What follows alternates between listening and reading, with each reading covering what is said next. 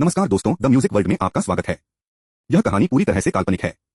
इसमें वर्णित सभी पात्र, घटनाएं और स्थान लेखक की कल्पना मात्र हैं, जिनका किसी भी वास्तविक व्यक्ति या घटना से कोई संबंध नहीं है। यह केवल मनोरंजन के उद्देश्य से प्रस्तुत की गई है। आज आप सुनेंगे अध्याय 31 से 50 तक हमारी अद्भुत कहानी reborn and snuggled into the arms of my yandere female tycoon wife का हिस्सा। आइए शुरू करते हैं इस सफर को। अध्याय 31। एक लंबे समय के बाद लिन रन ने आखिरकार अपनी स्वतंत्रता हासिल कर ली। लो याओ चुपचाप उसके बगल में बैठे एक बच्चे की तरह जिसने कुछ गलत किया था।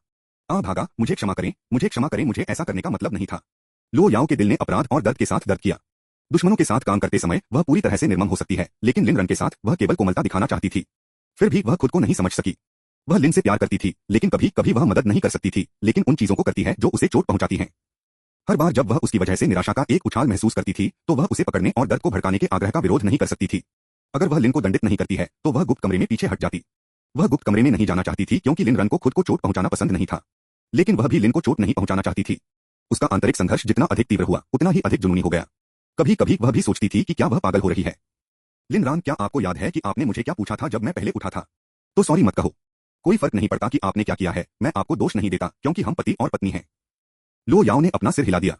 लेकिन मैं असहज महसूस करता हूं। लो याओ ने असहज महसूस किया क्योंकि उसने गलती की थी। फिर भी वह जो अक्षमय गुस्सा पहले महसूस कर रहा था वह गायब हो गया था। अब वह अधिक चिंतित थी कि लिन रन डर जाएगा और उससे दूर भाग जाएगा। वह उसके साथ अच्छा व्यवहार करना चाहती थी, लेकिन वह भी डरती थी कि वह छोड़ देगी। इस तरह की बातें करना उसका विचार था, न कि उसका विचार। यह अराजक असुरक्षित भावना ऐसी चीज थी जिसे कोई समझ नहीं सकता था। उसका सिर वास्तव में दर्द कर रहा था। लिन रैन, वास्तव में मैं आपकी भावनाओं को समझता हूँ। चिंता मत करो, मैं डरता नहीं रहूंगा और मैं भाग नहीं जाऊंगा। मैं बस आपके साथ हमेशा के लिए रहना चाहता हूँ, जीवन भर आपके दिल के लिए एक सुरक्षित आश्रय का निर्माण करता हूँ। लो याओ ने देखा कि लिन ने अविश्वास में भाग लिया। उन्होंने कहा कि हर शब्द उसके भीतर गहराई से गूंजता हुआ लग रहा था। इसलिए वह वास्तव में मुझे समझता है। लो याओ ने आत्मविश्वास से उस वस्तु को सौंप दिया जिसे वह पकड़े हुए थी। यहाँ, लिन रन। लो याओ, यह आपके लिए है। लिन रन की आंखें जलती थीं और वह तुरंत बैठ गई। चाहे मजबूर हो या तैयार हो, वह वास्तव में इस जीवन और अंतिम में बहुत कुछ पीड़ित था। क्या यह कुछ अच्छी तरह से योग्य पेबैक के लिए सही अवसर नहीं था? लिन ने छोटी वस्तु को कसकर पकड़ लिया, जिससे उसका हाथ बढ़ गया। लो याओ ने उसे सीधे देखा, उसकी आंखें अनियंत्रित हो गईं, थोड़ी सी भी टकटकी से बचने से नहीं। जब तक रन खुश था, जब तक वह उसे दोष नहीं देता था, वह उसे जितना चाहे उतना हिट या डांट सकता था। लिन रन का हाथ हवा में घिर गया। लो याओ की आंखों में देखते हुए वह अंततः इसे करने के लिए खुद को नहीं ला सका। इस संबंध में लिन रन ने स्वीकार किया कि वह लो याओ के लिए कोई मैच नहीं था। लो याओ उसे उससे ज्यादा प्यार करता था जितना वह उससे प्यार करता था, कम से कम यही वह विश्वास करता था। लेकिन लो याओ अभी भी खुद को अभिनय करने के लिए ला सकते थे, और यहीं पर इस महिला ने उसे पार कर लिया। किसी को प्यार करना और उन्हें मारना परस्पर अनन्य नहीं होना था। इसे भूल जाओ। एक अच्छा आदमी एक महिला के साथ नहीं लड़ता है। लो याओ की आंखों में चमक उज्जवल हो गई। भागा, आप सहन नहीं कर सकते, क्या आप कर सकते हैं? लिन ने सिर हिलाया, इसे खुले तौर पर स्वीकार किया। मैं इसे करने के लिए आपको बहुत प्यार करता हूँ, बहुत अधिक। लो याओ ने चुपचाप उन शब्दों को उसके दिल में दोहराया। ऐसा लग रहा था जैसे कि कुछ ने उसे गहराई से मारा हो। आप इसे धीरे से कर सकते हैं। यहां तक कि धीरे से मैं इसे सहन नहीं कर सकता। लो याओ की टकटकी में वृद्धि हुई। उस मामले में चलो अभी के लिए सजा बदलते हैं। लिन ने भाग लिया, क्या सजा मम्मा? लो याओ ने लिन रन के ऊपर स्वतंत्र रूप से बहना शुरू कर दिया, जैसे कि एक ट्रांस में। लिन रन ने कई बार फ्लिप करने की कोशिश की, लेकिन असफल रहे। यह छोटी लड़की इतनी मजबूत कैसे हो सकती है? यहाँ वह 185 सेंटीमीटर पर खड़ा एक बड़ा आदमी था, जो पूरी तरह से एक महिला द्वारा मुश्किल से 170 सेंटीमीटर लंबा था। यह पूरी तरह से हास्यास्पद था। यह आदमी कौन था? एक लंबे समय के बाद लो याओ के चौंकाने वाले रो ने अपने प्रदर्शन के लिए सही निष्कर्ष की घोषणा की। लिन रन, आपकी अवधि कब समाप्त हुई?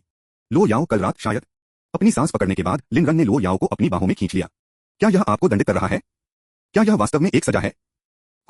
लो याओ ने निर्दोष आंखों से देखा। यह और क्या होगा? लिन ने नाराजगी जताई, यह उचित नहीं है। यह स्पष्ट रूप से एक इनाम है। मैं एक अलग सजा चाहता हूं।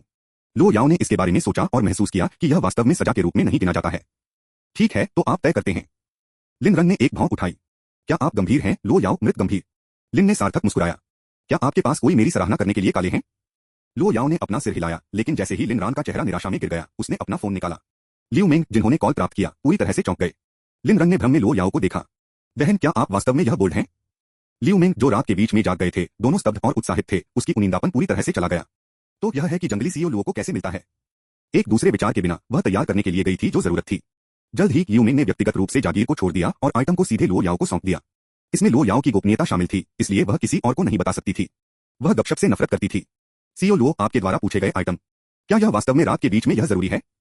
लो याओ ने लियू मेंग में ठंड से नजर डाली। हाँ, भाग उन्हें देखने के लिए उत्सुक है। इसके साथ वह विला में लौट आई, जिससे लियू मेंग सदमे में दरवाजे पर खड़े हो गए। ऐसा लगता है कि यह वास्तव में जरूरी था। सीईओ लो युवा मास्टर लिन का इलाज कर रहे हैं?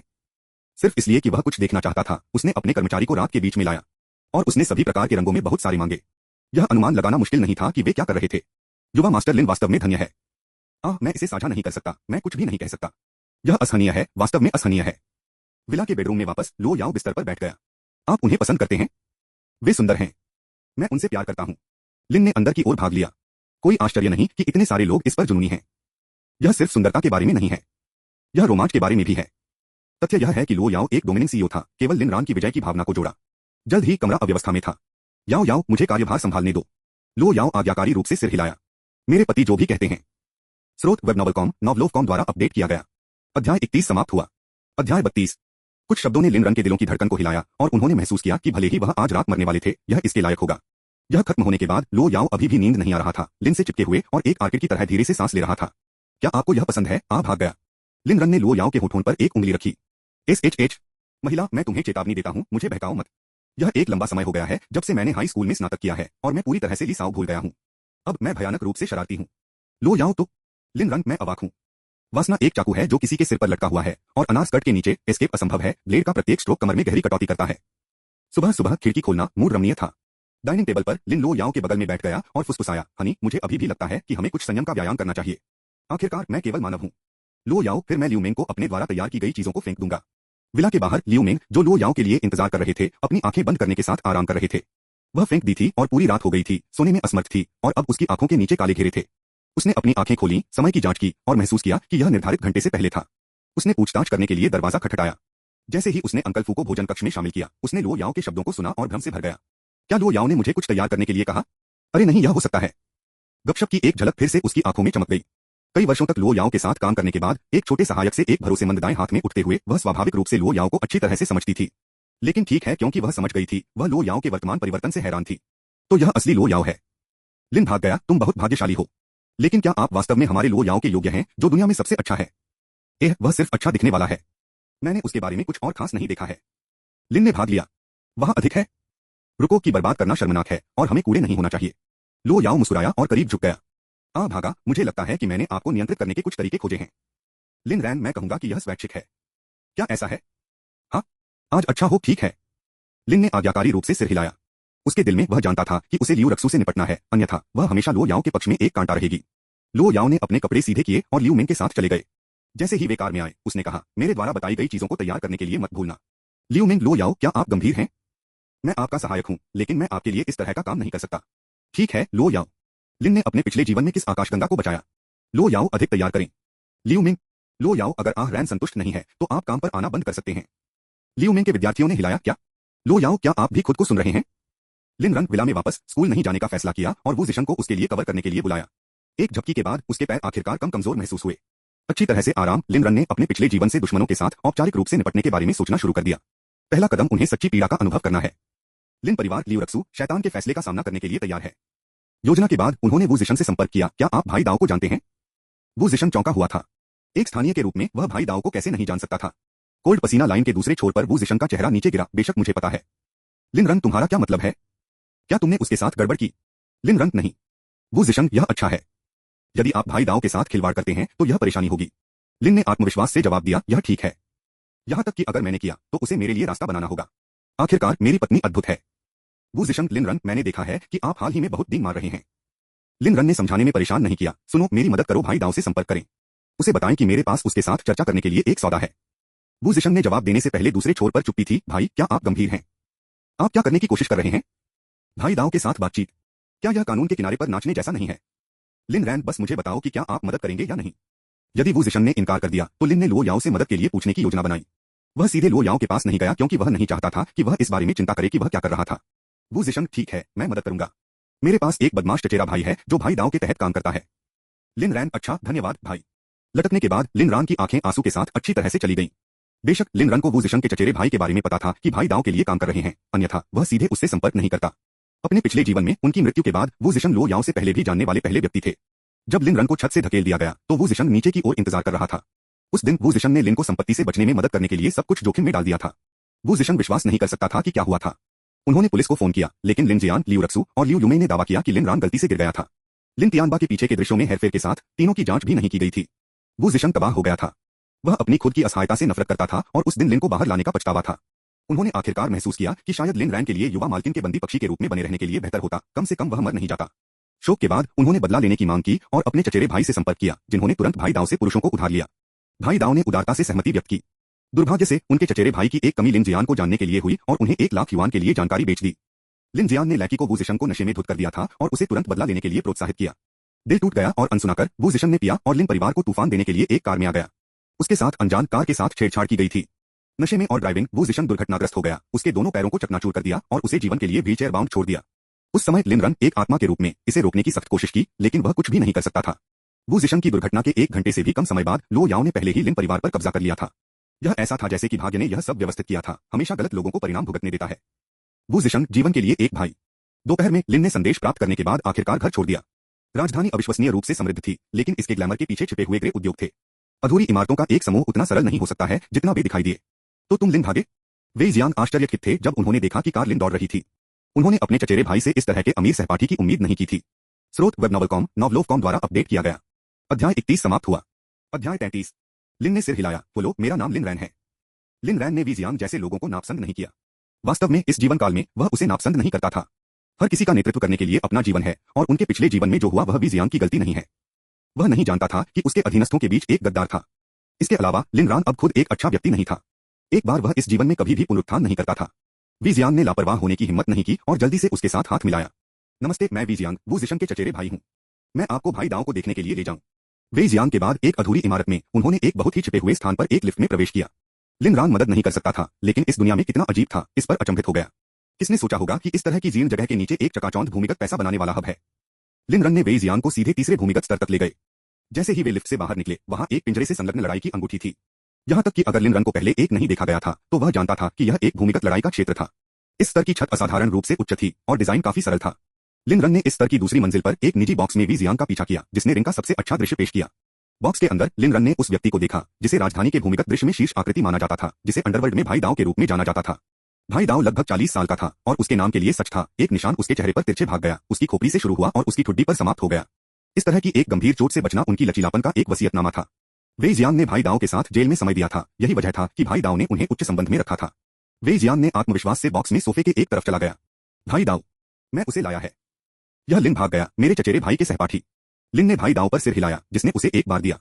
हम एक युवा, शायद यहाँ किसी के साथ काम करने में मदद मांगने के लिए। करीब से निरीक्षण करने पर उनकी पोशाक ने सुझाव दिया कि वह एक धनी दूसरी पीढ़ी के उत्तराधिकारी थे। लेकिन फिर भाई दाव की आंखें सदमे में चौड़ी हो गईं और वह लगभग जमीन पर गिर गया। बकवास! क्या यह बॉस लो का आदमी नहीं है? वह यहाँ क्या कर रहा है? तो यह युवा मास्टर लिन है। कृपया एक सीट है। लिन रन भाई दाव के विनम्र प्रदर्शन से आश्चर्यचकित थे, खुद को यह सोचते हुए कि राजधानी के अंडरवर्ल्ड का शीर्ष आंकड़ा आश्चर्यजनक रूप से विनम्र था। भाई दाव से बैठकर लिन रन ने देखा कि भाई दाव ने व्यक्तिगत रूप से लॉन्गजिंग चाय की एक ताजा पीसा हुआ कप को उसकी ओर धकेल दिया। इस दृश्य ने आसपास के अंडरलिंग्स को अविश्वास में अपनी आंखों को चौड़ा कर दिया। भाई दाव इस युवक के साथ असामान्य सम्मान के साथ व्यवहार कर रहे थे। लिन रन ने एक छोटा सा घूंट लिया और प्रशंसा की, बुरा नहीं। आतिथ्य के लिए धन्यवाद भाई दाव। भाई दाव समान रूप से विनम्र थे, एक बड़े शॉट के सामान्य अहंकार में से कोई भी नहीं दिखा। तो युवा मास्टर लिन, आपको किस व्यवसाय पर चर्चा करनी है? लिन ने एक आईओयू को सौंप दिया। भाई दाव ने इसे एक हैरान कर दिया, इस पर ध्यान दिया और पूछा, युवा मास्टर लिन, क्या आप मुझे इस ऋण को इकट्ठा करने में मदद करने के लिए कह रहे हैं? आप सही व्यक्ति के पास आए हैं। हम इस पर बहुत पेशेवर हैं। स्वाभाविक रूप से वह आईओयू पर अपेक्षाकृत कम राशि का उपहास नहीं करेगा। आखिरकार यहां तक कि छोटे मुनाफे में भी जोड़ा गया। अंडरवर्ल्ड नियमों के अनुसार ऋण संग्रह 20% सेवा शुल्क के साथ आया था। लिन रन ने अपना सिर हिलाया और एक उंगली उठाई। यहाँ एक बहुत बड़ा सौदा है भाई दाव, एक जो आपको एक भाग्य बना सकता है और यह पूरी तरह से कानूनी है। इस आईओयू के लिए इसे सद्भावना का एक इशारा माने। यदि आप इसे इकट्ठा कर सकते हैं तो पैसे का उपयोग आपके पुरुषों के इलाज के लिए किया जा सकता है। भाई दाव ने लिन को आश्चर्य में देखा। वह जो जानता था उससे लिन रान अभी भी एक छात्र था। फिर भी युवक ने अपनी उपस्थिति में घबराहट या असुविधा का कोई निशान नहीं दिखाया। यह वास्तव में अप्रत्याशित था। क्या अधिक है, लिन रान दोस्ती के इशारे के रूप में आईओयू को सौंपने के लिए तैयार था। जबकि आईओयू किसी और के हाथों में ज्यादा लायक नहीं हो सकता है, भाई दाव को विश्वास था कि वह इसे कैश कर सकता है। इससे पता चला कि लिन रन बोल्ड और उदार दोनों थे और यह देखते हुए कि वह बॉस लो से जुड़ा था, यहां तक कि आईओयू के बिना भाई दाव उसे दोस्ती नहीं करने के लिए बर्दाश्त नहीं कर सकता था। मौन के एक पल के बाद भाई दाव ने कहा, भाई लिन, मैं अब आपको एक दोस्त मानता हूं। मैं आपकी नौकरी पर ले जाऊंगा और यह कानूनी है या नहीं, यह हमारी चिंता है। अगर कुछ भी गलत हो जाता है तो यह आपको शामिल नहीं करता है। इसके साथ वह बाहर पहुंचा और लिन रन का हाथ हिलाया। लिन रन को उम्मीद नहीं थी कि वे इतनी आसानी से जाएंगे। भाई दाव ने खुद को सोचा, यह कैसे सुचारू रूप से नहीं जा सकता। आप यहाँ असली बॉस हैं।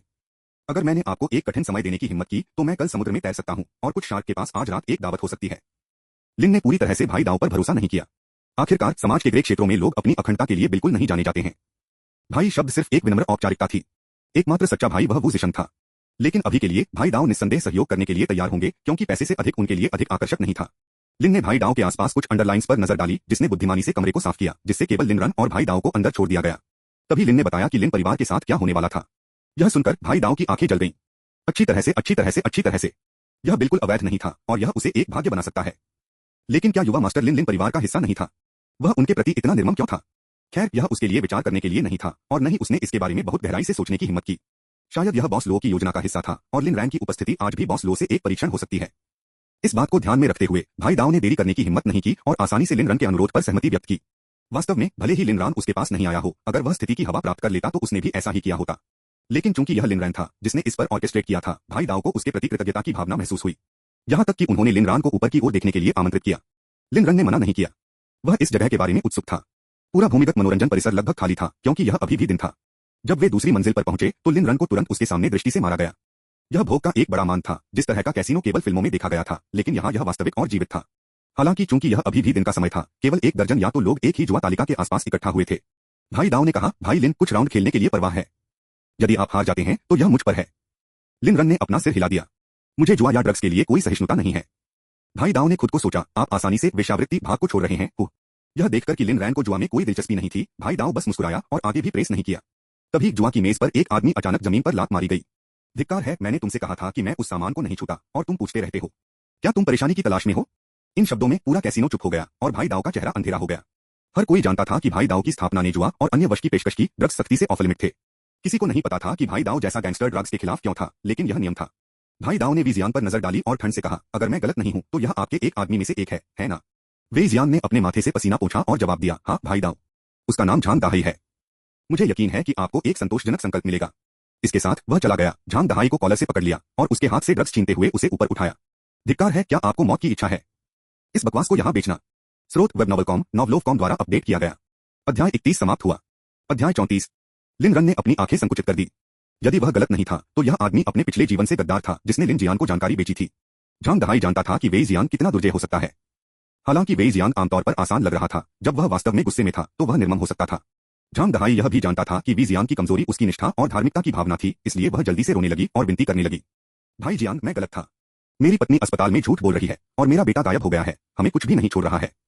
मेरे पास अपने मेडिकल बिलों के लिए भुगतान करने के लिए जोखिम लेने और कुछ त्वरित पैसे कमाने के अलावा कोई विकल्प नहीं था। मेरी बेटी ने अभी भी विश्वविद्यालय शुरू किया और मैं अभी भी एक साथ नहीं छोड़ा। कृपया मुझे इस समय के लिए बेच रहा था। वेई जियान पल पल स्तब्ध थे। उन्हें स्वीकार करना पड़ा, झांग दहाई की कहानी आश्वस्त थी। लेकिन एक अनुभवी भाई डाओ ने आदमी के माध्यम से सही देखा। जियांग, नियम नियम है। मैं खुद को दोहराना नहीं चाहता। आपके नीचे किसी को इस तरह से रखने से आपको परेशानी होगी। वेई जियान ने अपने होठों को शुद्ध किया, अनिश्चित अगर वह उदारता के लिए विनती करना चाहिए। लिन रन ने दृश्य का अवलोकन किया और महसूस किया कि वेई जियान को इस जीवन के लिए नहीं काटा जा सकता है। भाई डाओ गलत नहीं था। जैसा कि यह निकला, झांग दहाई वास्तव में अंत में एक गद्दार बन गया। लिन ने अपने पिछले जीवन में वू जिशन के भाग्य के बारे में सोचा और गुस्से का अचानक उछाल उसके अंदर हो गया, हालांकि उसने इसे नीचे मजबूर कर दिया। लिन ने चारों ओर देखा, एक लकड़ी की छड़ी उठाई और चुपचाप इसे भाई डाओ को सौंप दिया। भाई डाओ पल पल आश्चर्यचकित थे, लेकिन फिर मुस्कुराए और ले लिया। वह चला गया और छड़ी को वी जियान को सौंप दिया। जियांग, यह करो। वेई जियान ने अपनी आंखें बंद कर लीं, फिर उन्हें फिर से खोला, उसकी टकटकी में एक भयंकर चमक। उसने छड़ी को पकड़ लिया और झांग दहाई के पैरों पर जोर से झूलते हुए कहा, मैंने कितनी बार कहा है कि मैंने आपको इस बकवास को नहीं बेचने के लिए कहा है। आपको लगता है कि मेरे शब्द सिर्फ आपके कानों में हवा हैं? झांग दहाई की चीखें जुआ खेलने के दौरान गूंजती थीं, लेकिन किसी ने भी कोई सहानुभूति नहीं दिखाई। झांग दहाई एक ऐसा व्यक्ति था जिसने सभी प्रकार के वश में भड़काने, पीने, नारीकरण और यहाँ तक कि ड्रग्स में लिप्त थे। उनके पास भाई डाओ के क्षेत्र में ड्रग्स बेचने की दुस्साहस थी। अगर वह मौत के घाट उतार देता तो यह उससे कम नहीं होता। वेई जियान ने झांग दहाई के दोनों पैरों को तोड़ दिया और वह आदमी दर्द से गुजरा। वेई जियान ने अपना हाथ लहराया, किसी को उसे बाहर ले जाने के लिए संकेत दिया। भाई डाओ ने लिन रन के कंधे को थपथपाया। क्षमा करें, आपको यह देखना था, भाई। लिन रन ने खुद को सोचा कि यह कर्म था। इस जीवन में यह झांग दहाई था जो टूटे हुए पैरों के साथ समाप्त हुआ। लेकिन इस सटीक क्षण में झांग दहाई भाई डाओ द्वारा क्यों पकड़ा गया था? क्या यह लिन रैन की उपस्थिति का एक लहर प्रभाव था? अपने पिछले जीवन में लिन रन इस समय यहाँ नहीं थे और झांग दहाई के पैर बरकरार रहे थे। पहली बार लिन रन ने भाग्य के अजीब कामकाज को इंगित करना शुरू किया। उसने उसके सिर को हिलाकर रख दिया। उसने आपके नियमों को तोड़ दिया। उसे वह मिला जो वह हकदार था। भाई डाओ ने देखा कि लिन ने आश्चर्य के साथ भाग लिया। एक बार फिर वह आश्वस्त था कि लिन रन कोई साधारण आदमी नहीं था। कोई आश्चर्य नहीं कि बॉस लो ने उसे पसंद किया था। भाई डाओ ने अनुमोदन में सिर हिलाया, फिर जुआ डेन में मेहमानों को संबोधित किया। देवियों और सज्जनों, गड़बड़ी के लिए मेरी माफी। आप में से प्रत्येक को अपनी नसों को निपटाने के लिए 10 चिप्स मिलेंगे। लेकिन मैं आपको फिर से याद दिलाता हूं, मेरी स्थापना में ड्रगों की अनुमति नहीं है। यदि किसी को पकड़ा जाता है तो उन्हें कोई दया नहीं दिखाई दी। जुआरी ने झांग दहाई के भाग्य की परवाह नहीं की। वे सभी मुफ्त चिप्स को स्वीकार करने के लिए बहुत खुश थे और भाई डाओ के साथ उत्सुकता से सहमत थे। जब भाई डाओ स्थिति को संभालने के बाद लिन रैन के पक्ष में लौट आए तो लिन रन ने कुछ ऐसा कहा जिससे लगभग उन्हें अपनी रचना खो दी। लिन रैन, पहली मंजिल पर क्या है? क्या हम एक नजर डालेंगे? भाई दाओ को लगा कि उसकी रीढ़ की हड्डी में एक ठंडा है। उसने उसके सिर को हिलाकर रख दिया। पहली मंजिल अभी तक व्यवसाय के लिए खुली नहीं है। मैं आपको एक और समय वहां ले जाऊंगा। उन्होंने लिन को पहली मंजिल पर लाने की हिम्मत नहीं की। अगर लिन रन ने वहां गलती की तो यह उसके लिए भी अंत होगा। लिन रन विशुद्ध रूप से उत्सुक था। चूंकि भाई दाओ उसे नहीं लेना चाहते थे, इसलिए उन्होंने इस मामले को आगे नहीं बढ़ाया और छोड़ने का फैसला किया। उस शाम को एक साथ डिनर करने के लिए भाई दाओ के उत्साही निमंत्रण के बावजूद लिन रन ने एक बहाना बनाया और छोड़ दिया। अंडरग्राउंड एंटरटेनमेंट सिटी छोड़ने के बाद लिन रन ने वापस संपत्ति पर चले गए। वह लो याओ से पहले घर जाना चाहता था ताकि वह लौटते ही उसे देखे। रास्ते में उन्होंने जू काई को फोन किया और उन्हें ऑपरेशन शुरू करने के लिए कहा। जब वह एस्टेट में पहुंचा और धीरे धीरे दरवाजा खोला तो उसने लो याओ को सोफे पर ठंड से बैठे पाया। आप आज जल्दी वापस आ गए हैं? लिन रन के सवाल का जवाब देने के बजाय लो याओ ने ठंड से पूछा, आज आपने क्या किया? लिन रन को पल पल में ले जाया गया, यह सोचकर कि कैसे जवाब देना है। वह लो याओ की चिंता नहीं करना चाहता था, लेकिन वह उससे भी झूठ नहीं बोलना चाहता था। मैं कुछ व्यवसाय की देखभाल करने गया था। लो याओ ने अपनी आंखें संकुचित कर दी। वह पहले से ही जानती थी कि लिन रन ने उस दोपहर क्या किया था और उसके अगले कदम का अच्छा विचार था। भाई दाओ ने लू याओ को दिन की घटनाओं की सूचना दी थी और उसने ठंड से उसे बताया था लिन को फिर से ऐसे स्थानों पर नहीं ले जाया। भाई दाओ आंतरिक रूप से निराश था। लिन रन अपने दम पर उसके पास आया था, लेकिन क्या करता? उन्होंने बहस करने की हिम्मत नहीं की और केवल नम्र रूप से सहमत हो सकते थे। लो याओ, मुझे सच बताओ। लिन रैन, ठीक है, मैं लियू रक्सू और लिन परिवार से निपटने की योजना बना रहा हूं। आज मैं यही कर रहा था। लो याओ, क्या आप वास्तव में दूर जाने के लिए तैयार हैं? लिन रैन, डार्लिंग, मैं तैयार से अधिक हूं। मैं चाहता हूं कि वे पीड़ित हों और बिना किसी उचित दफन के मर जाएं। लो याओ की आंखें गहरी थीं क्योंकि वह अंत में बोलने से पहले लिन रन को लंबे समय तक देखती थी। अगर आपको मदद की जरूरत है तो आपको मुझे बताना होगा। लिन ने सिर हिलाया। अभी के लिए वह लो याओ की मदद नहीं चाहता था। उन्होंने व्यक्तिगत रूप से अपना बदला संभालना पसंद किया। अगर मैं किसी ऐसी चीज में भागता हूं जिसे मैं संभाल नहीं सकता तो मैं निश्चित रूप से आपके पास गंदगी को साफ करने के लिए आऊंगा। आखिरकार आप वही हैं जो मेरी देखभाल करने के लिए तैयार हैं। यदि आप मेरी देखभाल करने जा रहे हैं तो आपको मेरी गंदगी को भी साफ करना होगा। अहम अंकल फू ने हल्के से खांसी की। युवा मास्टर लिन, क्या आपको एहसास है कि आप क्या कह रहे हैं? लो याओ ने अपने कठोर प्रदर्शन को आराम दिया और लिन रन के पास चला गया। यह अच्छा है कि आप इस तरह से सोचते हैं। मेरे संसाधनों के साथ मैं आपको दुनिया में सबसे कुख्यात प्लेबॉय में बदल सकता हूं। अंकल फू ने खुद को सोचा, मिस, क्या आप वास्तव में यह प्यार करते हैं? आरामदायक रात्रिभोज के दौरान लो याओ लिन पर नजर रखता था जैसे उसने उसे खिलाया। लिन रन उस समय को याद करते हुए जब लो याओ ने उसे शराब का एक घूंट खिलाया था, फिर भी उसे भयभीत भावना महसूस हुई। शुक्र है खिलाना सुचारू रूप से चला गया और लिन रन ने अपने भोजन का भी आनंद लिया। रात के खाने के बाद लो याओ लिन रन के पीछे चले गए और दोनों तरफ से अपनी गर्दन के चारों ओर अपनी बाहों को लपेट दिया जैसे कि एक मोहक करामाती। परिचित इशारे ने लिन को कठोर बना दिया। लो याओ अपने कान के करीब झुक गया और फुसफुसाया, अरन, मेरे साथ आओ। लिन ने राहत की सांस ली, लेकिन फिर उसका चेहरा भ्रम से भर गया क्योंकि उसने लो याओ को बेडरूम तक ले गया। उसने वहां जो देखा वह उसे सदमे में जम गया। पृथ्वी पर बिस्तर पर क्या था? रुको, क्या उसने वास्तव में उन चीजों के साथ अलग अलग रंग तैयार किए हैं? और वह क्या था? एक कुत्ता पट्टा। लिन ने थरथराया। वह कल्पना नहीं कर सकता था कि उन सभी चीजों को उस पर इस्तेमाल करना कितना शर्मनाक होगा। उन्होंने लो याओ को देखने के लिए अपनी कड़ी गर्दन को बदल दिया। डार्लिंग, मैंने आज कुछ भी गलत नहीं किया, क्या मैंने? लो याओ ने मासूमियत से झपकी ली। नहीं, निश्चित रूप से नहीं। मैंने यह सब आपके लिए तैयार किया, अरन। यदि आप इन चीजों को पसंद करते हैं तो मैं उन सभी को खरीदूंगा। क्या आप उन्हें पसंद नहीं करेंगे? लिन रन ने एक मुस्कान के लिए मजबूर किया। हे, मैं प्यार उन्हें। स्रोत वेब नॉवल.com, नॉवलोव.com द्वारा अपडेट किया गया। अध्याय 31 समाप्त हुआ। अध्याय 35। धिक्कार है, क्या यह वास्तव में इस पागल हो गया है? लो याओ ने लिन को बाथरूम में भाग लिया, लेकिन लिन रन को व्यस्त लग रहा था।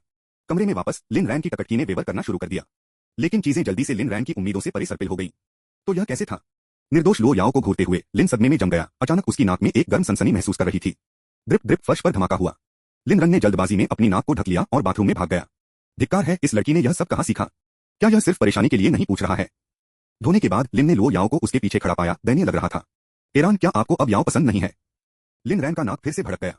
उस रात अराजकता के बाद लिन रन उसके बगल में ऊर्जावान छोटे शैतान को देखने के लिए बदल गया। याओ याओ, क्या आपने कभी आराम नहीं किया? लो याओ हर दिन जल्दी उठता था और अक्सर देर रात तक रहता था। जबकि लिन रैन के पास दिन के दौरान झपकी लेने के लिए बहुत समय था, लो याओ को नॉनस्टॉप काम करने लगे। लिन रन को ऐसा लगा जैसे लो याओ किसी तरह की सदा की गति मशीन था, कभी नहीं रुकता था और उसे पता नहीं था कि वह इसे कैसे प्रबंधित करती है। लो याओ पल पल आश्चर्यचकित थे, लेकिन जल्दी से जवाब दिया, बेशक मैं आराम करता हूं। मैं अब आराम करूंगा। इसके साथ वह लिन से चिपक गई, जो कोआला की तरह भाग गई। अगले दिन अनिश्चित रूप से लिन ने फिर से स्कूल को छोड़ दिया और वो जिशन फ्यूमिंग कर रहा था। लिन रैन को पता नहीं था कि कोई व्यक्ति उसे खोजने की सख्त कोशिश कर रहा था। लिन तियानबा बीमारी की सुनवाई में देरी करने के लिए एक बहाने के रूप में बीमारी का उपयोग कर रहा था, जिससे ट्रायल से पहले लिन के साथ निजी तौर पर चीजों को निपटाने की उम्मीद थी। निजी तौर पर बसे से वह वास्तव में क्या मतलब था कि लिन को घुटने टेकने कोफ्तों के लिए मजबूर करना था और माफी मांगता था, जिसके बाद वह लिन को फिर से अपने बेटे बनने की अनुमति देगा। स्कूल के पहले दिन उन्होंने लिन को सीधे भागने की योजना बनाई थी, लेकिन जब उन्होंने देखा कि लिन लो याओ के साथ पहुंचे तो उन्होंने संकोच किया और अगले दिन लौटने का फैसला किया। लेकिन जब वह अगले दिन वापस आया तो उसे बताया गया कि लिन रन को नहीं दिखाया गया है। उस सुबह अदालत के अधिकारियों ने उनकी कंपनी का दौरा किया था और लिन तियानबा के दुर्भावनापूर्ण इनकार का हवाला देते हुए अदालत में पेश होने का हवाला देते हुए उनकी सभी संपत्तियों को भुनाया। इतना ही नहीं, चूंकि लिन रान सूरना समूह के शेयरधारक थे, इसलिए पूरी कंपनी के खाते भी जमे हुए थे। इसका कारण यह था कि सुरान समूह शेयरधारक लाभांश का भुगतान करने में विफल रहा था और शेयरधारक ने कंपनी के फंडों पर एक फ्रीज का अनुरोध किया था। जब लिन तियानबा ने खबर सुनी तो वह स्तब्ध था। उन्हें उम्मीद नहीं थी कि लिन इस निर्मम बन जाएगी। इस बिंदु तक वह एक उन्माद में था। वह स्कूल पहुंचे केवल यह पता लगाने के लिए कि लिन रन अभी भी कक्षा में नहीं आया था। उन्होंने लिन जियान और यहां तक कि लियू रक्सू से संपर्क किया, लेकिन उनमें से कोई भी लिन रन तक नहीं पहुंच सकता था। वह हताश था क्योंकि उसे एक महत्वपूर्ण व्यवसाय भागीदार के लिए एक महत्वपूर्ण भुगतान करने की आवश्यकता थी। यदि भुगतान समय पर नहीं किया गया था तो निर्माण स्थल बंद का सामना कर सकता है और उसे अनुबंध के उल्लंघन के लिए उत्तरदायी ठहराया जा सकता है। वार्ता की सुबह के बाद न तो बैंक और न ही अदालत ने जलाया। किसने हिम्मत की? वादी का वकील लो कॉर्पोरेशन के कानूनी विभाग के प्रमुख के अलावा और कोई नहीं था। उद्योग में एक हैवीवेट जिसे देश में शीर्ष कानूनी दिमाग के रूप में जाना जाता है। एक गलत कदम और यहां तक कि न्यायाधीश परेशानी में भी समाप्त हो सकता है। इसके अलावा वकील जू काई की प्रक्रियाएं पूरी तरह से पुस्तक द्वारा थीं। कोई भी उनके साथ गलती नहीं पा सकता था। पूरा लिन परिवार पतन के कगार पर था और लिन तियानबा तनाव से अभिभूत अस्पताल में भर्ती हो गया। लियू रक्सू ने वू जिशन से संपर्क किया, लिन रन से संपर्क करने के लिए कहा, लेकिन यह नहीं समझाते हुए कि क्यों। वू जिशन निश्चित रूप से मदद करने से इनकार कर दिया। बिना किसी विकल्प के छोड़ दिया। लियू रक्सू ने मदद के लिए अन्य सहपाठियों की ओर रुख किया। अंत में दोपहर के आसपास वह एक सहपाठी के फोन के माध्यम से लिन तक पहुंचने में कामयाब रही। जब लिन रन ने जवाब दिया तो यह दूसरे छोर पर लियू रक्सू की आवाज थी। लिन भाग गया। आपके चाचा आपको तत्काल देख रहे हैं। क्या आप कर सकते हैं? Beep beep beep. लिन ने शाप दिया, लानत है।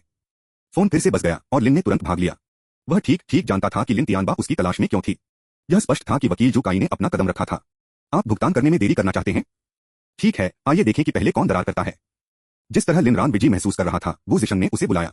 लिन, आपकी सौतेली माँ लियू युमेई ने प्रिंसिपल के कार्यालय में एक दृश्य पैदा किया है। वह पूरे स्कूल को बताने की धमकी दे रही है कि आपने अपने पिता को अस्पताल में ले जाया। प्रिंसिपल ने कहा कि लियू युमेई एक बहुत बड़ा उपद्रव कर रहा है। वह आपको कृतज्ञ कह रही है, यह कहते हुए कि लिन परिवार ने आपको इन सभी वर्षों में उठाया है और अब आप उन्हें कगार पर धकेल रहे हैं। प्रिंसिपल ने मुझे आपके साथ जांच करने के लिए कहा। वह अब उसे नियंत्रण में रखने की कोशिश कर रहा है। मुझे लगता है कि यह सुनकर बीमार महसूस हुआ। यह परिवार बहुत घृणित है। लिन, आप वास्तव में इन सभी वर्षों में नरक के माध्यम से हैं। लिन ने एक पल के लिए रोया, यह सोचकर कि वे वास्तव में हताश होना चाहिए। अन्यथा लियू युमेई, जिन्होंने अपनी प्रतिष्ठा के बारे में बहुत परवाह की थी, ने स्कूल में एक दृश्य पैदा करने का सहारा नहीं लिया होगा। यह ठीक है, मैं देखूंगा कि वह क्या कर रही है। लिन परिवार से फिर से मिलना। लिन रैन ने एक भव्य प्रवेश द्वार बनाने का फैसला किया। इस बार उन्होंने एक संगठन को बाहर निकाला जिसमें अधिकार दिया गया था जो अभी तक समझा गया था जिस तरह से पुराने पैसे चिल्लाते थे। घड़ियों को पहनने के लिए बेहिसाब उन्होंने आश्चर्यजनक रूप से एक पटेक फिलिप 5208 टी को चुना और अपने कोएनिग्सेग में बाहर निकाल दिया। अकेले कार एक भाग्य के लायक थी, उसका आधा हिस्सा और कपड़े कम से कम कई 100,000 थे। लिन रान धन के एक चलने वाले बिलबोर्ड की तरह था जो संपत्ति से हाई प्रोफाइल से बाहर निकलने और स्कूल जाने के लिए एक हाई प्रोफाइल से बाहर निकल गया। उसने पहले ही कार पंजीकृत कर ली थी, इसलिए गेट स्वचालित रूप से खुल गया क्योंकि वह संपर्क करता था। जैसे ही वह स्कूल के मैदान में प्रवेश किया, वह अनगिनत ईर्ष्या और ईर्ष्यालु घूरने के साथ मिला। लैब बिल्डिंग, क्लासरूम, इमारतों और डॉर्म के छात्रों ने सभी झांक दिए। कोएनिग्सेग बस बहुत आंख को पकड़ने वाला था। पिछली बार लिन रान ने इस कार को स्कूल जाने के दौरान गर्मियों के ब्रेक के दौरान चलाया था। अब यह सेमेस्टर की शुरुआत थी।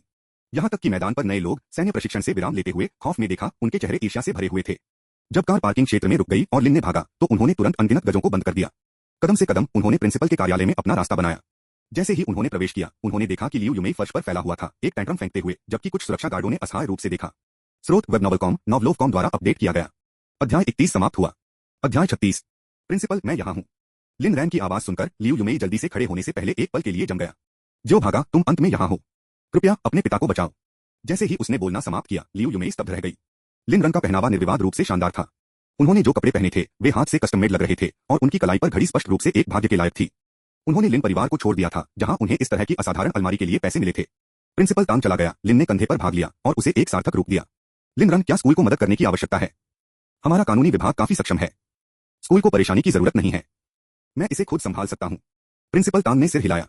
ठीक है, फिर चीजों पर बात करें और अगर आपको कुछ भी चाहिए तो मेरे पास आना याद रखें। स्कूल आपका सबसे मजबूत समर्थन है। इसके साथ प्रिंसिपल तांग ने अपना सिर हिलाया और छोड़ दिया।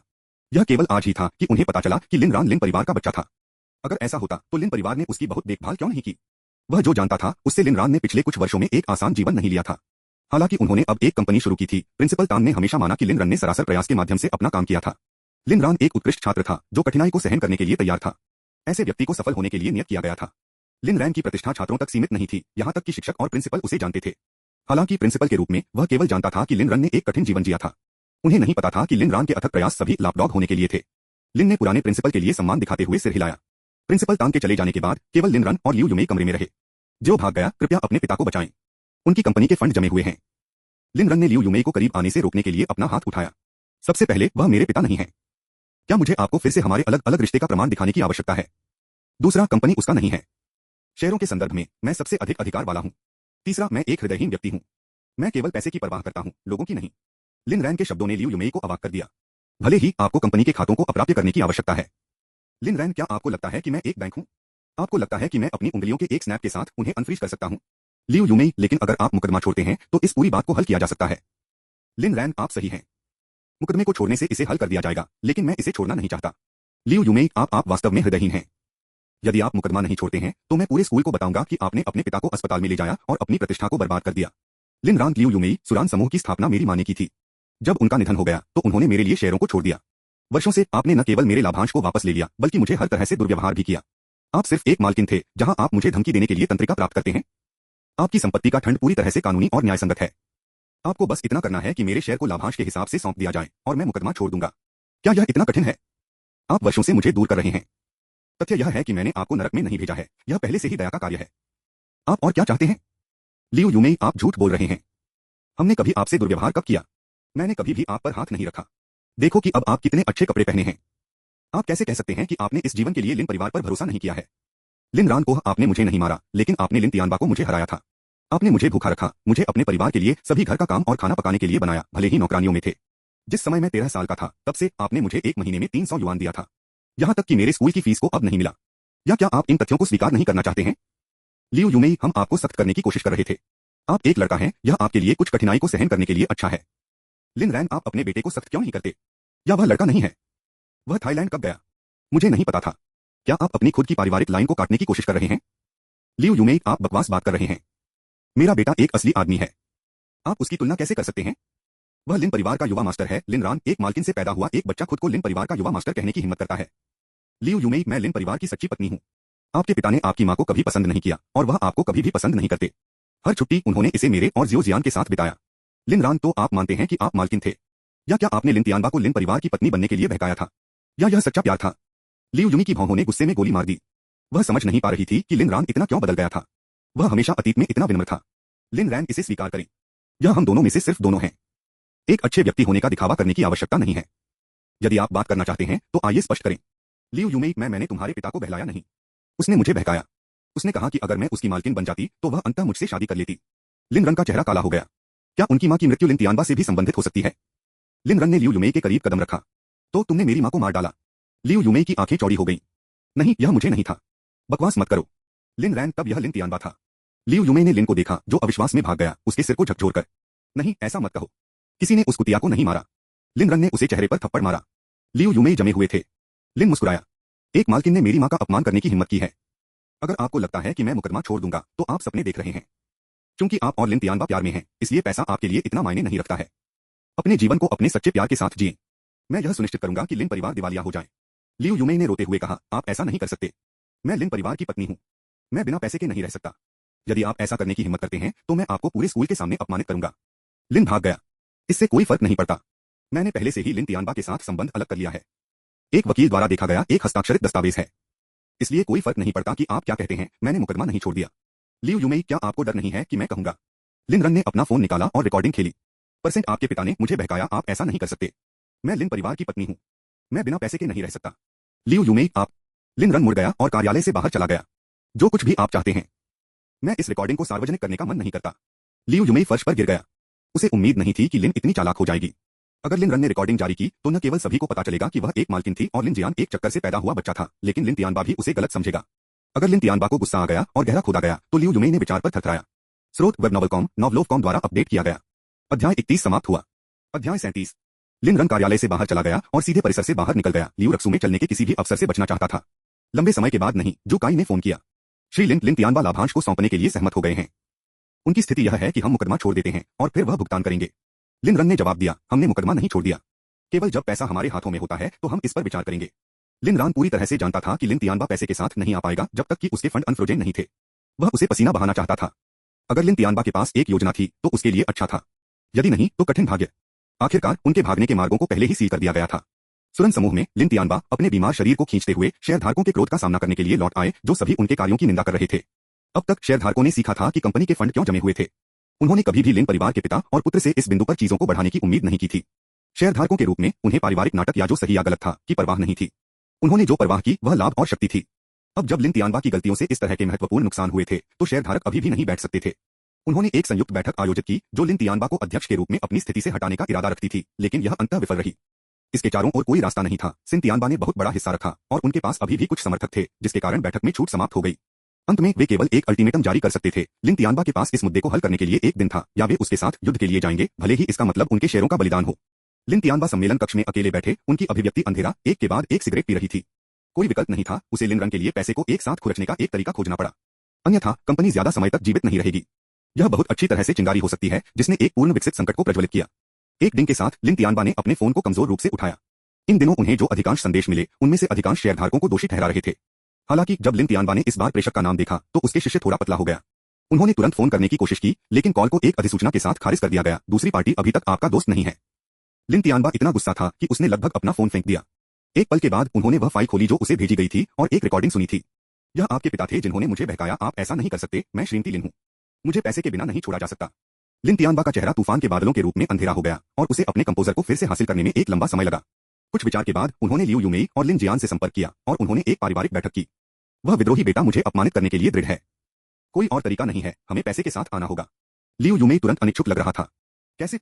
हमारे परिवार के पास 300 मिलियन नहीं है। लिन तियानबा ने अपने माथे को रगड़ दिया। फिर हम अपनी संपत्ति, घर, कार और उन सभी गहनों के टुकड़े बेचेंगे जो आपके पास हैं।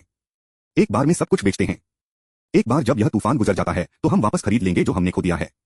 हालांकि लियू यूमेई 1000 गुना अनिच्छुक था, लेकिन इसका कोई फायदा नहीं था। वह जानती थी कि स्थिति कितनी गंभीर थी। उसकी अनिच्छा देखकर लिन तियानबा ने धीरे से बात की। क्या आप देखते हैं कि विद्रोही बेटा लिन आज भाग गया? लियू यूमेई फ्रॉस फिर कुछ के बारे में सोचा और थोड़ा कांपने लगा। पति, मैं सिर्फ आपकी और कंपनी की मदद करना चाहता था। लिन तियानबा चकले हुए। आपने काफी मदद की, अगली बार मत करो। इससे पहले कि लियू यूमेई अधिक कह सके, लिन तियानबा जारी रहा। उसने मुझे आपकी बातचीत की रिकॉर्डिंग भेजी। लियू यूमेई ने महसूस किया कि उसके शरीर के माध्यम से एक सरगर्न है, लेकिन जल्दी से उसे फिर से हासिल कर लिया। पति, यह वह नहीं है जो आप सोचते हैं। मैं सिर्फ गुस्से में था और मैंने कहा कि मैं उन चीजों का मतलब नहीं था। मैं आपसे प्यार करता हूं। लिन तियानबा ने सिर हिलाया। मुझे पता है। मैं नाराज नहीं हूं क्योंकि मैं आपसे भी प्यार करता हूं। हम एक प्यार करने वाले परिवार हैं। लियू यूमेई ने एक हाथ से लिन तियानबा का हाथ पकड़कर और लिन जियान को दूसरे के साथ देखा। यह सही है, हम एक परिवार हैं, एक प्यार करने वाला परिवार। लिन जियान ने अपने पिता को देखा और फिर अपनी मां पर आज्ञाकारी रूप से सिर हिलाया। हाँ, हम एक प्यार करने वाले परिवार हैं। लिन तियानबा ने एक गहरी सांस ली। उन्होंने स्वीकार किया कि जब वह पहली बार रिकॉर्डिंग सुनते थे तो वह गुस्से में थे, लेकिन प्रतिबिंब पर यह इतनी बड़ी बात नहीं थी। अगर लियू यूमेई ने उससे प्यार नहीं किया तो वह अपने बच्चे को क्यों जन्म लेती और 13 साल तक उसकी मालकिन रही? क्या यह वास्तव में सिर्फ उसके पैसे के लिए हो सकता है? यह समझ में नहीं आया। लिन तियानबा ने अपने क्षणिक संदेह के लिए दुहक और अपराध बोध का एक पैंग महसूस किया। इसलिए उन्होंने अपनी पत्नी को माफ करने के लिए लियू यूमेई को माफ करना चुना। एक बार जब हम इस संकट से गुजरते हैं तो मैं आप सभी को अफ्रीका की यात्रा पर ले जाऊंगा। दोनों ने समझौते में सिर हिलाया। जल्दी से नकद बढ़ाने के लिए लिन तियानबा ने अपनी सभी संपत्तियों को कम कीमत पर बेच दिया, केवल उस विला को रखते हुए जो वह वर्तमान में रहता था। उन्होंने लिन जियान की कारों, अपनी कारों और उनके द्वारा आयोजित सभी शेयरों और फंडों को भी बेच दिया, लेकिन यह अभी भी पर्याप्त नहीं था। शेयरधारकों पानी में खून को सूंघते हुए रॉक बॉटम की कीमतों पर लिन तियानबा की संपत्ति खरीदने के लिए झपट्टा मारा।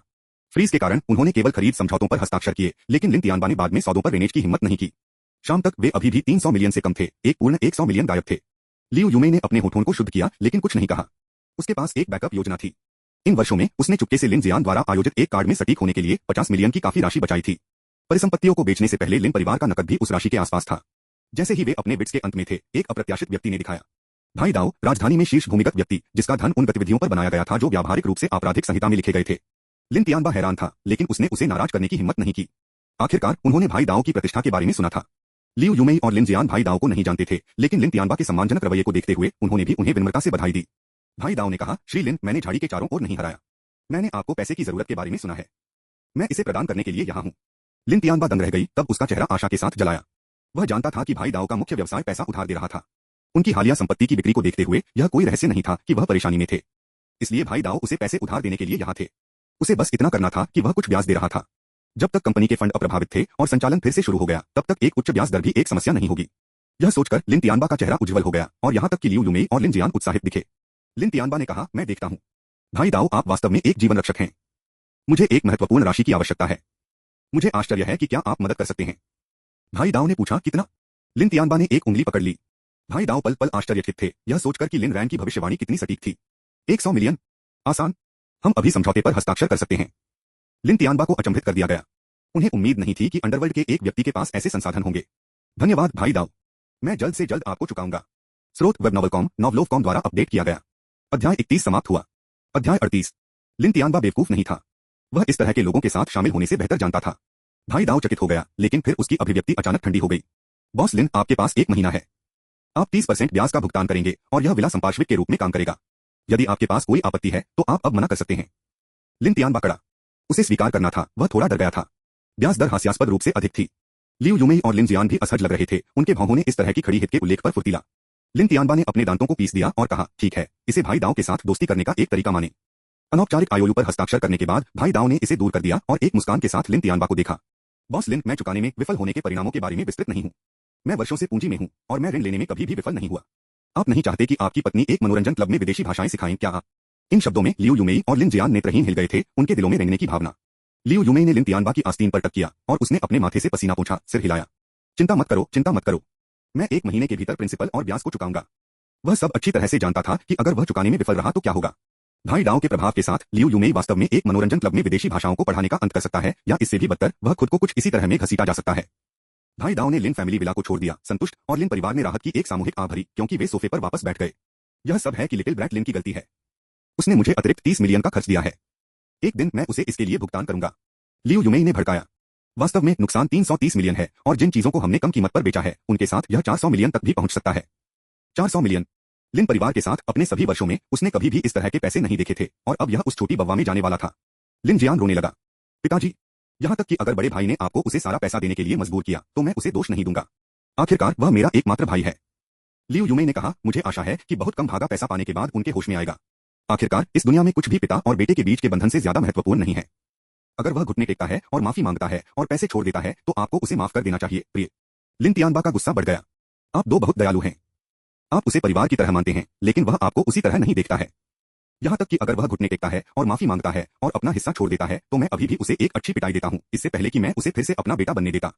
लियू यूमेई ने चिंतित होकर कहा, प्रिय, हमें 1 महीने के भीतर ऋण चुकाना चाहिए, अन्यथा मुझे डर है कि भाई दाओ हमारे परिवार के लिए कुछ भयानक कर सकते हैं। लिन तियानबा ने जवाब दिया, चिंता मत करो, मुझे पता है कि मैं क्या कर रहा हूं। वह कृतघ्न बव्वा, मैं। जितना अधिक वह बोलता था वह उतना ही गुनगुनाता था, जैसे कि वह विस्फोट नहीं करता है अगर उसने अपनी हताशा नहीं की। विचार के एक पल के बाद वह हाउसकीपर की ओर मुड़ गया। दादी वांग, लिन रन के सभी सामानों को बाहर फेंक दें। मैं इस घर में उससे संबंधित कुछ भी नहीं देखना चाहता। दादी वांग ने आह भरी। सर, जब युवा मास्टर पिछली बार वापस आया था तो उसने पहले से ही सब कुछ अपने साथ ले लिया था। वहां कुछ भी नहीं बचा है, यहां तक कि दरवाजे से साइकिल भी नहीं, उसने इसे तोड़ दिया। लिन तियानबा दंग रह गई। उन्होंने केवल एक सूटकेस लिया। वह कितना दूर ले जा सकता था? जब दादी वांग ने जवाब नहीं दिया तो लिन तियानबा गुस्से में खड़ा हो गया। ठीक है, मैं इसे स्वयं करूंगा। इसके साथ वह लिन रन के कमरे की ओर बढ़ गया। लियू यूमेई और लिन जियान ने नजरें आदान प्रदान किया, लेकिन उसे रोकने में बहुत देर हो चुकी थी। लिन तियानबा ने लिन रन के कमरे के लिए दरवाजा खोल दिया और जम गया। यह एक भंडारण कक्ष क्यों है? दादी वांग ने उसे देखा, हैरान हो गया। सर, यह हमेशा एक भंडारण कक्ष रहा है। युवा मास्टर यहां 10 साल तक रहता है। दादी वांग को समझ में नहीं आया। विला में बहुत सारे कमरे थे, इसलिए युवा गुरु को भंडारण कक्ष में क्यों लाया गया था? उसे यह भी समझ में नहीं आया कि लिन परिवार अपने धन के बावजूद हमेशा युवा गुरु के साथ इतना खराब व्यवहार क्यों करता था। वह सिर्फ हाउसकीपर थी, लेकिन कई कार्यों को युवा गुरु पर धकेल दिया गया था। क्या लिन वास्तव में लिन तियानबा का जैविक बेटा था? लियू यूमेई ने उसके पीछे पकड़ा। प्रिय, क्या आप यह नहीं कहते थे कि आप बुरी आदतों को विकसित करने से बचने के लिए एक साधारण जीवन जीना चाहते थे? इसीलिए मेरे पास यह कमरा उसके लिए तैयार था। वह कमरे के अंदर नजर रखी और जम गई। कमरा 5 वर्ग मीटर से कम था। एक बिस्तर और एक साधारण अलमारी के अलावा कुछ भी नहीं था, कोई खिड़कियां नहीं, मुश्किल से खड़े होने के लिए कोई जगह नहीं थी। प्रिय, यह मेरी गलती है। मैंने ध्यान नहीं दिया कि कमरे में कोई खिड़कियां नहीं थीं। लिन तियानबा ने अपने माथे को रगड़ दिया। इसे भूल जाओ। वह एक लड़का है। इससे कोई फर्क नहीं पड़ता। उन्होंने अंदर कदम रखा, लिन रान के कुछ खोजने का इरादा रखते हुए, लेकिन कुछ भी नहीं था। अलमारी खाली थी और इसलिए बिस्तर के नीचे थी। दादी वांग, लिन कब भागने के लिए अपनी चीजों को लेने के लिए वापस आया? दादी वांग ने जवाब दिया, सर, मैंने आपको पहले ही बताया था। युवा गुरु ने पिछली बार वापस आने पर सब कुछ ले लिया था। उसके पास कुछ भी नहीं था, बस एक जोड़ी जूते जो कई बार मरम्मत की गई थी, 2 हाई स्कूल की वर्दी और रोजमर्रा के कपड़े का एक सेट जो मैंने एक बार दिया था। लिन तियानबा शब्दों के लिए एक नुकसान में था। यह अचानक उस पर था कि लिन रन के पास कपड़े खरीदने के लिए कभी ज्यादा पैसे नहीं थे। अपराध बोध की एक पैंग ने उसके दिल को मारा। उन्होंने महसूस किया कि उन्होंने वर्षों से अपने बेटे पर ज्यादा ध्यान नहीं दिया है। अगर लिन रन ने अपना हिस्सा छोड़ दिया और माफी मांगने के लिए घुटने टेक दिए तो शायद वह उसे माफ कर सकता था। लड़का शायद सिर्फ एक विद्रोही चरण से गुजर रहा था। लिन जियान ने दादी वांग को देखा, यह सोचकर कि उसने बहुत ज्यादा बात की थी। लियू यूमेई ने जल्दी से कहा, प्रिय, मैंने कपड़े के लिए बहुत कम खरीदारी करने की पेशकश की, लेकिन उन्होंने हमेशा कहा कि वह कुछ भी नहीं चाहते हैं। दादी वांग को दोषी नहीं ठहराएं। दादी वांग, तुम किस बारे में बात कर रहे हो? इस बहाने के साथ लिन तियानबा ने अपने उच्च घोड़े से नीचे कदम रखा। अगर वह कुछ भी नहीं चाहता है तो यह हमारी गलती नहीं है। जब हम कल मिलेंगे तो मैं उससे बात करूंगा। लियू यूमेई और लिन जियान ने एक और नजर का आदान प्रदान किया, लेकिन कुछ नहीं कहा। लिन तियानबा ने जुकाई से संपर्क करते हुए कहा कि वह लिन रन से मिलना चाहता था और उसे अपना हिस्सा देना चाहता था। जब लिन रन ने संदेश प्राप्त किया तो एक धूर्त मुस्कान उसके चेहरे पर फैल गई। सब कुछ योजना के अनुसार चल रहा था। लिन तियानबा, क्या आपको लगता है कि यह खत्म हो गया था? एक बार जब आप पैसे सौंपते हैं तो आपका बुरा सपना वास्तव में शुरू हो जाएगा। आप किस बारे में मुस्कुरा रहे हैं? आ भागा। लो याओ, लिन रन के बगल में लेटते हुए पूछा। लिन रन ने एक हाथ से अपनी बाहों में सुंदरता को पकड़ लिया और दूसरे को एक अंगूर खिलाने के लिए इस्तेमाल किया। लो याओ ने अपना मुंह खोला और उसे चोंपोश कर दिया। मैं मुस्कुरा रहा हूं क्योंकि आप खाते समय बहुत प्यारे दिखते हैं। लो याओ ने सोच समझकर चबाया। यह आयातित लोगों के रूप में अच्छा नहीं है। इस तरह के एक छोटे से अनुरोध बेशक वह उसे लिप्त नहीं करता है। लो याओ लिन भागने के लिए तेजी से चुलबुला हो गया था। जब भी उसने उसे देखा वह मदद नहीं कर सकती थी लेकिन खुद को उससे संलग्न कर सकती थी। लिन रन ने भी अपनी क्लिंगनेस का आनंद लिया। उसे अपनी यंदेरे पत्नी की अच्छी देखभाल करनी थी। भाग गया, मेरे पास कल एक व्यावसायिक यात्रा है। जब मैं चला गया तो अच्छा रहो। स्रोत वेब नॉवल.com नॉवलोव.com द्वारा अपडेट किया गया। अध्याय 31 समाप्त हुआ। अध्याय 39। लिन रन दुखद लग रहा था। आप एक व्यावसायिक यात्रा पर जा रहे हैं? आप कब वापस आ जाएंगे? परसों। लिन ने असहाय रूप से सिर हिलाया। लो याओ ने कहा, कल रात एक नीलामी है। आप लो कॉर्पोरेशन की ओर से क्यों नहीं जाते? वह लिन को चलाना चाहती थी, इस डर से कि अगर वह उग गई तो वह लियू रक्सू की तलाश कर सकती है। घर से दूर उसके साथ वह लिन को गायब होने का कोई मौका नहीं दे सकती थी। लिन रन को एबैक लिया गया था। लो कॉर्पोरेशन? क्या मैं वास्तव में इसका प्रतिनिधित्व कर सकता हूं? लो याओ ने जवाब दिया, आप मेरे पति हैं, निश्चित रूप से आप कर सकते हैं। मैं कल चाचा फू आपके साथ होगा। कल आप जो चाहें खरीदे और लागत के बारे में चिंता न करें। लिन ने मुस्कुराते हुए भाग लिया। ठीक है। हे, कल का मेरा भुगतान। लो याओ को पता था कि लिन तियानबा अगले दिन लिन के साथ लिन परिवार के लाभांश पर चर्चा करना चाहता था। मौन के एक पल के बाद उसने अभी भी उसे याद दिलाया, अगर कुछ भी होता है तो मुझसे संपर्क करना सुनिश्चित करें। लिन ने सिर हिलाया। समझ गया। समय ने उड़ान भरी और अगले दिन आ गया। सुबह 8 बजे लिन रन जुकाई के साथ सहमत भरे रेस्तरां में पहुंचे। लिन तियानबा ने अभी तक नहीं दिखाया था। पिता के रूप में उन्हें अपने अधिकार का दावा करना पड़ा और अपने बेटे के सामने कभी नहीं पहुंचेंगे। हालांकि बैठक सुबह 8 बजे के लिए निर्धारित की गई थी, उन्होंने जानबूझकर 9 पर दिखाने की योजना बनाई। लिन रन ने केवल 5 मिनट तक इंतजार किया। यह देखकर कि लिन तियानबा नहीं आया था, उसने अब और इंतजार नहीं करने का फैसला किया। जाने से पहले उन्होंने जुकाई को कुछ निर्देश दिए। सुबह 9 बजे लिन तियानबा आखिरकार अपने परिवार के साथ रेस्तरां में पहुंचे। उम्मीद है कि लिन को अंतिम खाई के प्रयास के रूप में पारिवारिक स्नेह के माध्यम से चलाया गया। कमरे में प्रवेश करने पर उन्होंने जुकाई और 2 सहायकों को देखा, लेकिन लिन का कोई संकेत नहीं था। वह छोटी बव्वा कहाँ है, मेरा मतलब है वह विद्रोही बेटा कहाँ है? जुकाई ने विनम्रता से जवाब दिया, श्री लिन पहले ही छोड़ चुके हैं। उन्होंने कहा कि चूंकि आप पैसे को सौंपने की जल्दी में नहीं है, नहीं वह है। लिन तियानबा दंग रह गई। उसने एक गहरी सांस ली और कहा, किसने कहा कि मैं उसे पैसे नहीं देना चाहता? उसे वापस आने के लिए कहें और मैं उसे अभी दे दूंगा। जुकाई ने जवाब दिया, मुझे क्षमा करें श्री लिन, लेकिन श्री लिन ने कहा कि वह वापस सोने जा रहा है। अगर वहां कुछ और है तो यह इंतजार कर सकता है। लिन तियानबा इतना उग्र था कि वह लगभग अपनी सांस नहीं पकड़ सकता था। यदि वह आज इस मामले को हल नहीं करता है तो शेयरधारक निश्चित रूप से उसके जीवन को दुखी करेंगे। दिन के बीच में सोना, वह किस तरह की बुरी आदत है? उसे यहां आने के लिए कहो और मैं उसे अभी पैसे दे दूंगा। जुकाई ने कहा, मुझे क्षमा करें, लेकिन श्री लिन रान ने कहा कि यह देर से होने के लिए आपकी गलती थी, न कि उसकी। यदि आप चाहते हैं कि वह वापस आ जाए तो आपको कुछ ईमानदारी दिखाने की आवश्यकता होगी। लिन तियानबा ने भड़काया। आपका क्या मतलब है? जुकाई विनम्रता से मुस्कुराया। यदि आप चाहते हैं कि मिस्टर लिन वापस आ जाए तो आपको घुटने टेकने और भीख मांगने की आवश्यकता होगी। लिन तियानबा की आंखें चौड़ी हो गईं। क्या आप चाहते हैं कि मैं घुटने टेकूं और उससे भीख मांगूं? क्या उसने अपना दिमाग खो दिया है? जुकाई ने अपनी मुस्कान बनाए रखी। तो क्या आप घुटने टेक देंगे या नहीं? यदि नहीं तो मैं अभी छोड़ दूंगा और आपको आगे कोई परेशानी नहीं होगी। लिन तियानबा ने अपने गुस्से को दबा दिया। उसे बताओ कि कोई रास्ता नहीं है, मैं घुटने टेक रहा हूं। इस बार जुकाई ने एक और शब्द नहीं कहा। वह खड़े होकर 2 सहायकों के साथ सूट के बाद छोड़ने के लिए तैयार हो गए। लिन तियानबा को गूंगा था, जबकि लियू यूमेई और लिन जियान समान रूप से हैरान थे। इंतजार। जिस तरह जुकाई दरवाजे से बाहर निकलने वाला था, लिन तियानबा ने उसे बाहर बुलाया। जुकाई एक मुस्कान के साथ घूम गया। क्या आपने अपना मन बना लिया है श्री लिन? लिन तियानबा ने अपने दांतों को पीस दिया और कहा, मैं घुटने टेकता हूं। तुम मेक उसे आओ। जुकाई ने अपना सिर हिला दिया। श्री लिन के आने की जरूरत नहीं है। फिर उन्होंने अपना फोन निकाला और लिन रान के वीडियो कॉल को डायल किया। कई रिंगों के बाद लिन रन ने आखिरकार जवाब दिया। वीडियो के माध्यम से लिन रैन वास्तव में बिस्तर में पड़ा हुआ था, ऐसा लग रहा था जैसे वह अभी जाग गया था। जुकाई, क्या हो रहा है? जुकाई ने कहा, अपने आराम को परेशान करने के लिए क्षमा करें, लेकिन श्री लिन तियानबा चाहते हैं कि आप पर आएं। लिन भाग गया। मेरे आने की कोई जरूरत नहीं है। आप इसे मेरे लिए संभाल सकते हैं। उसे घुटने टेकने, माफी मांगने, पैसे सौंपने और फिर खो जाने के लिए कहें। लिन तियानबा लिन रैन के शब्दों को सुनने पर क्रोध के साथ कांप गया। मुश्किल से शापों की एक स्ट्रिंग को वापस पकड़े। अब अपना आपा खोने का समय नहीं था। उसे अभी भी मुकदमा छोड़ने के लिए लिन को चलाने की जरूरत थी। जुकाई ने फोन के कैमरे को लिन तियानबा की ओर घुमाया। श्री लिन, आप शुरू कर सकते हैं। लिन तियानबा ने झिझकते हुए कहा। अपने दांतों को पीसते हुए उन्होंने कहा, लिन भाग गया, क्या हमें वास्तव में यह दूर तक जाना है? लिन ने कहा, क्या आप घुटने टेक रहे हैं या नहीं? यदि नहीं तो मैं लटका हुआ हूं। लिन तियानबा ने अपनी आंखें बंद कर ली और धीरे धीरे नीचे गिर गए। एक पिता अपने बेटे को घुटने टेकते हुए, इस विद्रोही ब्राट को डर नहीं था कि यह उसके जीवनकाल को छोटा कर देगा। क्या वह अगली बार मिलने के बाद घुटने टेकने और माफी मांगने का आग्रह नहीं करेगा? फोन के माध्यम से एक आवाज आई। क्या आप नहीं बोल सकते? क्या आप मूक हैं? लिन तियानबा ने अपने दांतों को जकड़ लिया और कहा, मुझे क्षमा करें। देर होने के लिए यह मेरी गलती थी।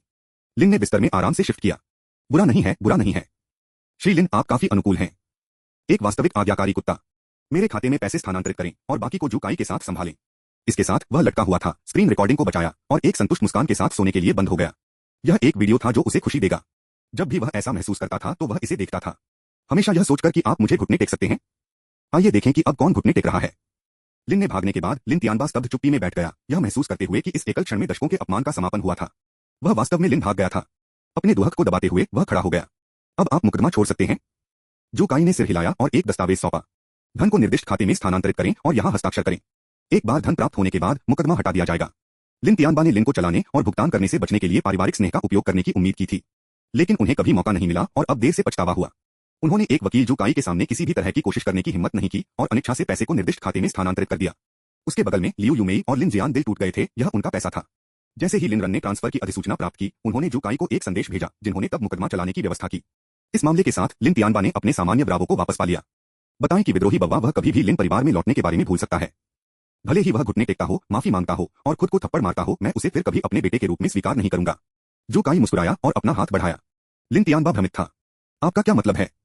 जू काई ने कहा, श्री लिन, मेरा नाम जू काई है। श्री लिन रान की ओर से, जिन्होंने मुझे सुरान समूह में अपने शेयरों की बिक्री के लिए सौंपा है, मैं औपचारिक रूप से आपको एक शेयरधारकों की बैठक को जल्द से जल्द बुलाने के लिए सूचित करता हूं। मैं इस मामले को संभालने के लिए श्री लिन रान के कानूनी प्रतिनिधि के रूप में कार्य करूंगा। लिन तियानबा दंग रह गई। क्या? जू काई ने उसे एक और दस्तावेज सौंपा। यह प्राधिकरण प्रमाण पत्र और शेयर बिक्री प्रस्ताव है। कृपया इसकी समीक्षा करें, अध्यक्ष लिन। लिन तियानबा ने दस्तावेज लिया और इसे बार बार पढ़ा। उसकी आंखें सदमे से भर गईं। लिन रान सरान समूह में अपने शेयर बेच रहा था। यह लिन तियानबा पर बड़े पैमाने पर प्रभाव पड़ेगा, संभावित रूप से समूह की पूरी संरचना को बदल देगा। अध्यक्ष के रूप में उनकी स्थिति जोखिम में हो सकती है और यहां तक कि अगर उन्होंने इसे बनाए रखा तो वह शेयरधारक बैठकों में अपना प्रभाव खो देंगे। आखिरकार लिन रन ने 30% शेयर आयोजित किए, जबकि लिन तियानबा ने 21% आयोजित की। साथ में वे पूरे समूह को नियंत्रित कर सकते थे। स्रोत वेब नॉवलकॉम नॉवलोवकॉम द्वारा अपडेट किया गया। अध्याय 31 समाप्त हुआ। अध्याय 40। अब हालांकि लिन रान अपने शेयरों को बेचने की योजना बना रहा है, जिसका अर्थ है कि वह दूर जाने की तैयारी कर रहा है। लेकिन लिन रान उनके अपने बेटे हैं और वे 30% शेयर मूल रूप से उनके पिता के रूप में थे। अतीत में वह इस वजह से पूरी कंपनी को ठीक से नियंत्रित करने में सक्षम था। क्या यह विद्रोही बेटा लिन रन नहीं करना चाहिए, बिना शर्त उन शेयरों को अपने पिता को स्थानांतरित नहीं करना चाहिए? यह छोटा बव्वा मुझे इस तरह के एक बड़े फैसले के बारे में कैसे नहीं बता सकता है? जू काई, अध्यक्ष लिन, मैंने पहले से ही आपको शेयरों को बेचने के अपने ग्राहक के फैसले के बारे में स्पष्ट रूप से सूचित कर दिया है। यदि आप मेरे ग्राहक का अपमान करना जारी रखते हैं तो मुझे अपने कार्यों के लिए मुकदमा करने और आपको जवाबदेह ठहराने का अधिकार है। लिन तियानबा पूरी तरह से स्तब्ध था। वह जानता था कि लिन रन शेयरों को बेचने के लिए दृढ़ थे। यदि पुराने टाइमर्स को पता चला कि लिन रान अपने शेयर बेच रहा था तो वे निश्चित रूप से उन्हें प्राप्त करने के लिए लड़ेंगे और फिर वह अब सुरान समूह का वास्तविक नियंत्रक नहीं होगा। यह विद्रोही बेटा लिन रन को शेयर बेचने का अधिकार क्यों है? उन शेयरों को सही तरीके से उसका अकेला होना चाहिए। क्या बुरा है कि लिन रैन के पास 30% शेयर हैं? यह कोई छोटी हिस्सेदारी नहीं है। यदि बेचा जाता है तो सुरान समूह की प्रतिष्ठा को देखते हुए यह अत्यधिक संभावना है कि उन्हें प्रीमियम पर बेचा जा सकता है। यहां तक कि रूढ़िवादी रूप से अनुमान लगाया गया है वे कम से कम 800 मिलियन प्राप्त कर सकते हैं। उसके पास उन्हें वापस खरीदने की कोई क्षमता नहीं है, भले ही उसने पूरे लिन परिवार के कॉफर्स को खाली कर दिया हो। जैसा कि लिन की उम्मीद के लिए बस उन्हें उपहार देने के लिए भाग गया, यह वर्तमान परिस्थितियों में स्पष्ट रूप से असंभव है। पृथ्वी पर यह विद्रोही पुत्र क्या करने की कोशिश कर रहा है? क्या उसे खुश रहने के लिए अपने पिता को कब्र पर चलाना होगा? PFFT। लिन तियानबा ने खून का एक माउथफुल थूक दिया। लियू यूमेई और लिन जियान को चौंका दिया गया और लिन तियानबा को ढहने में मदद करने के लिए जल्दबाजी की गई। लियू यूमेई, आप हृदयहीन वकील, क्या आप भी क्षतिपूर्ति कर सकते हैं यदि आपने मेरे पति को नुकसान पहुंचाया है? जू काई ने लियू यूमेई को गंभीरता से देखा और कहा, मैडम, आपको सबूतों के साथ बात करनी चाहिए या मैं आपको मानहानि के लिए मुकदमा कर सकता हूं। मैं आपके साथ मजाक नहीं कर रहा हूं। लियू यूमेई भी स्तब्ध था। वह कानून के बारे में ज्यादा नहीं जानती थी, लेकिन वह जू काई की क्षमताओं से अवगत थी। आखिरकार यह जू काई था जिसने लिन को 300 मिलियन मामले को संभालने में मदद की थी। उसके बिना लिन रन कुछ भी नहीं, कभी भी इस तरह की उपलब्धि हासिल नहीं कर पाएगा। कांपते हुए हाथों से उसने 120 डायल किया और जल्द ही लिन तियानबा को एम्बुलेंस द्वारा ले जाया गया। जू काई ने लिन रन को स्थिति की सूचना दी, जो स्वाभाविक रूप से खुश होने का एक और कारण था। उन्होंने अगले चरणों में जू काई को निर्देश दिया और फिर शाम की नीलामी में भाग लेने के लिए तैयार किया। अपने हाथों में 300 मिलियन, अपने पैसे के साथ वह इसे खर्च कर सकता था, लेकिन वह चाहता था जिसे वह चाहता था। यह भावना वास्तव में प्राणपोषक थी। रात का समय। लो परिवार ओल्ड हवेली क्योटो के बाहरी इलाके में एक पहाड़ी घाटी में स्थित है। यह विशेष रूप से बड़ा नहीं था, लेकिन यह दक्षिण का सामना कर रहा था। पहाड़ों के खिलाफ घोंसला बनाया गया था। कई छोटी धाराएं हवेली के माध्यम से चली गईं, जिससे यह उत्कृष्ट फेंग शुई का एक स्थान बन गया जो पहाड़ों से समर्थित है और पानी से घिरा हुआ है। सदियों के अपक्षय के बाद पुरानी हवेली को लगातार पुनर्निर्मित किया गया था और अभी भी आज तक अपने प्राचीन आकर्षण को बनाए रखा है।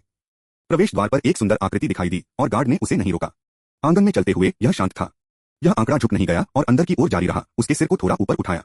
यह लो याओ के अलावा और कोई नहीं था, जो माना जाता था एक व्यावसायिक यात्रा पर। उस शाम कंपनी छोड़ने के बाद वह इस जगह पर अकेली आई थी, एक यात्रा जिसमें कार से 2 घंटे से अधिक समय लग गया, जहां वह एक बार रहती थी। उसे नहीं पता था कि आज रात यहां चीजों को निपटाने में कितना समय लगेगा और नहीं उसे पता था कि क्या वह बाद में खून से पागल हो जाएगी। यही कारण है कि उसने लिन रान से झूठ बोला था, यह कहते हुए कि वह एक व्यावसायिक यात्रा पर थी। एक के बाद एक पुरानी इमारत से गुजरते हुए वह जल्द ही पिछवाड़े में मुख्य घर पहुंची। चूंकि आप लौट आए हैं, क्यों नहीं आते हैं? लो याओ ने धीरे से दरवाजा खुला और प्रवेश किया। उसकी आंखें बूढ़े आदमी को एक मजाक के साथ अंदर स्कैन करती हैं। बूढ़ा एक व्हीलचेयर में बैठा लो याओ को उसकी आंखों में एक अवर्णनीय अभिव्यक्ति के साथ देख रहा था। लो याओ की अचानक उपस्थिति के साथ पुराने मास्टर लो ने बहुत घबराहट नहीं दिखाई। क्या क्या मुझे अब दादाजी नहीं कह सकता है? लो याओ ने उसकी ओर कदम बढ़ाया। उसकी ऊंची एड़ी के जूते की आवाज फर्श पर एक मौत की तरह फर्श पर क्लिक करती है। यह तब था जब पुराने मास्टर लो ने अपनी रीढ़ को ठंडा करने के लिए एक ठंडा महसूस करना शुरू कर दिया था। वह नहीं जानता था कि इस पागल लड़की की आभा अचानक इतनी भयानक क्यों हो गई थी। ऐसा ऐसा था जैसे कि यह मौत की बदबू को ले गया हो। लो याओ मुस्कुराया, एक मुस्कुराहट जो कि उज्ज्वल और भयानक दोनों थी। फिर एक हल्की हंसमुख आवाज में वह बोली, बूढ़ा आदमी, यहाँ तक कि आपके पैरों के टूटने के साथ आप अभी भी चुप नहीं रह सकते। व्हीलचेयर में होना कैसा लगता है? बूढ़े आदमी ने कहा, जैसे कि कहा, क्या आप नहीं जानते कि मेरे पैर कैसे टूट गए? दिन के दौरान सभी को बाहर करना और इस जगह को बंद कर दिया गया। मुझे पता था कि आप वापस आ गए हैं, इसलिए इस समय आपको क्या वापस लाता है? लो याओ ने सिर हिलाया, बुरा नहीं है, आप अभी तक पूरी तरह से सेनील नहीं हैं। वास्तव में यह कुछ भी प्रमुख नहीं है। आपकी पोती आज रात आपसे 2 चीजें उधार लेने के लिए वापस आ गई है, लेकिन मुझे डर है कि मैं उन्हें वापस करने में सक्षम नहीं हूँ। कोल्ड पसीना पुराने मास्टर लो की रीढ़ को नीचे गिरा दिया। आप क्या उधार लेना चाहते हैं? लो याओ ने एक हाथ को पकड़ लिया, 2 उंगलियों के साथ वी बनाया और उन्हें पुराने मास्टर लो में इशारा किया। आपकी आंखें। चूंकि आप लोगों की जासूसी करना बहुत पसंद करते हैं, इसलिए मैं आपकी आंखें उधार लेता हूँ। इस तरह आप हर समय मुझ पर नजर रख सकते हैं। उसका स्वर लगभग चंचल था, लेकिन इसने सभी की रीढ़ को नीचे भेज दिया। पुराने मास्टर लो ने अविश्वास में उसकी ओर देखा।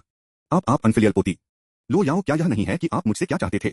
क्या यह नहीं है कि आप लो परिवार ने मुझे आकार दिया? क्या आपने नहीं कहा कि मैं लो परिवार की पोती होने के लिए सबसे उपयुक्त था? तो मैं क्यों अनफिलियल हूँ? देखो कि मैंने लो परिवार को कितना अच्छी तरह से विकसित किया है। चिंता मत करो, यह चोट नहीं है। मैं बहुत कोमल और धीमा हो जाऊंगा क्योंकि मैं अपने नेत्रगोलक को बाहर निकालने के लिए कांच के मार्बल्स के रूप में खेलने के लिए। जैसा कि वह बोलती थी, लो याओ के हाथ में एक ठंडी चमक दिखाई दी। पुराने मास्टर लो उग्र थे। क्या वह आदमी आपके लिए इतना महत्वपूर्ण है? महत्वपूर्ण है कि आप अपने दादा को नुकसान पहुंचाएं। लो याओ ने पुराने मास्टर लो की उग्र अभिव्यक्ति को देखा और स्नेह किया। आप एक कुत्ते की तरह असहाय रूप से भौंकते हुए दिखते हैं। जैसा कि वह बोलती थी, उसके नक्शे एकदम बंद नहीं हुई। जो कोई भी आह को निशाना बनाने की हिम्मत करता था, वह कोई फर्क नहीं पड़ता कि वे कौन थे, बख्शा नहीं जाएगा। जब वह पुराने मास्टर लो से कुछ ही कदम दूर थी, तो एक साइड की दीवार अचानक खुल गई और कई लोग बाहर कूद गए। नेता एक भयावह नाजुक उपस्थिति वाला व्यक्ति था। उस व्यक्ति का नाम लैंग या, पुराने मास्टर लो के विश्वसनीय सहयोगी का नाम दिया गया था। पिछली बार लो याओ ने पुराने मास्टर लो के पैरों को तोड़ दिया था। लैंग एक मिशन पर दूर हो गया था और उसे रोकने में सक्षम नहीं था। लो याओ के प्रति उनकी भावनाएं जटिल थीं, घृणा, प्रशंसा, भय और आक्रोश का मिश्रण। बेशक एक मजबूत इच्छा भी थी। वह चाहते थे कि लो याओ उनकी महिला बने। लो याओ जैसी महिला को रखना अंतिम उपलब्धि होगी। जिस तरह से उन्होंने लो याओ को देखा, वह आक्रामकता से भरा था, प्यार से रहित, विशुद्ध रूप से कब्जे से प्रेरित था। विशेष रूप से हाल के वर्षों में इस इच्छा ने उनके विचारों को लगातार उपभोग किया था। वह पागल हो रहा था, लो याओ को बंद करना चाहता था और उसे तबाह कर रहा था, यहाँ तक कि उसे खा गया। स्रोत वेबनोवेलकॉम, नॉवलोवकॉम द्वारा अपडेट किया गया।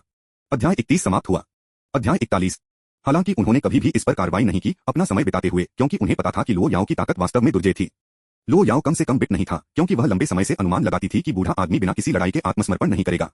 हालांकि उसे आश्चर्य हुआ कि वह अपनी निगरानी के तहत एक गुप्त कमरे को खोदने में कामयाब रहा था। यह अप्रत्याशित था। उस पर लैंड की टकटकी महसूस करते हुए लो याओ ने अपनी आंखें संकुचित कर दी, तुरंत इस आदमी के साथ समस्या को पहचानते हुए।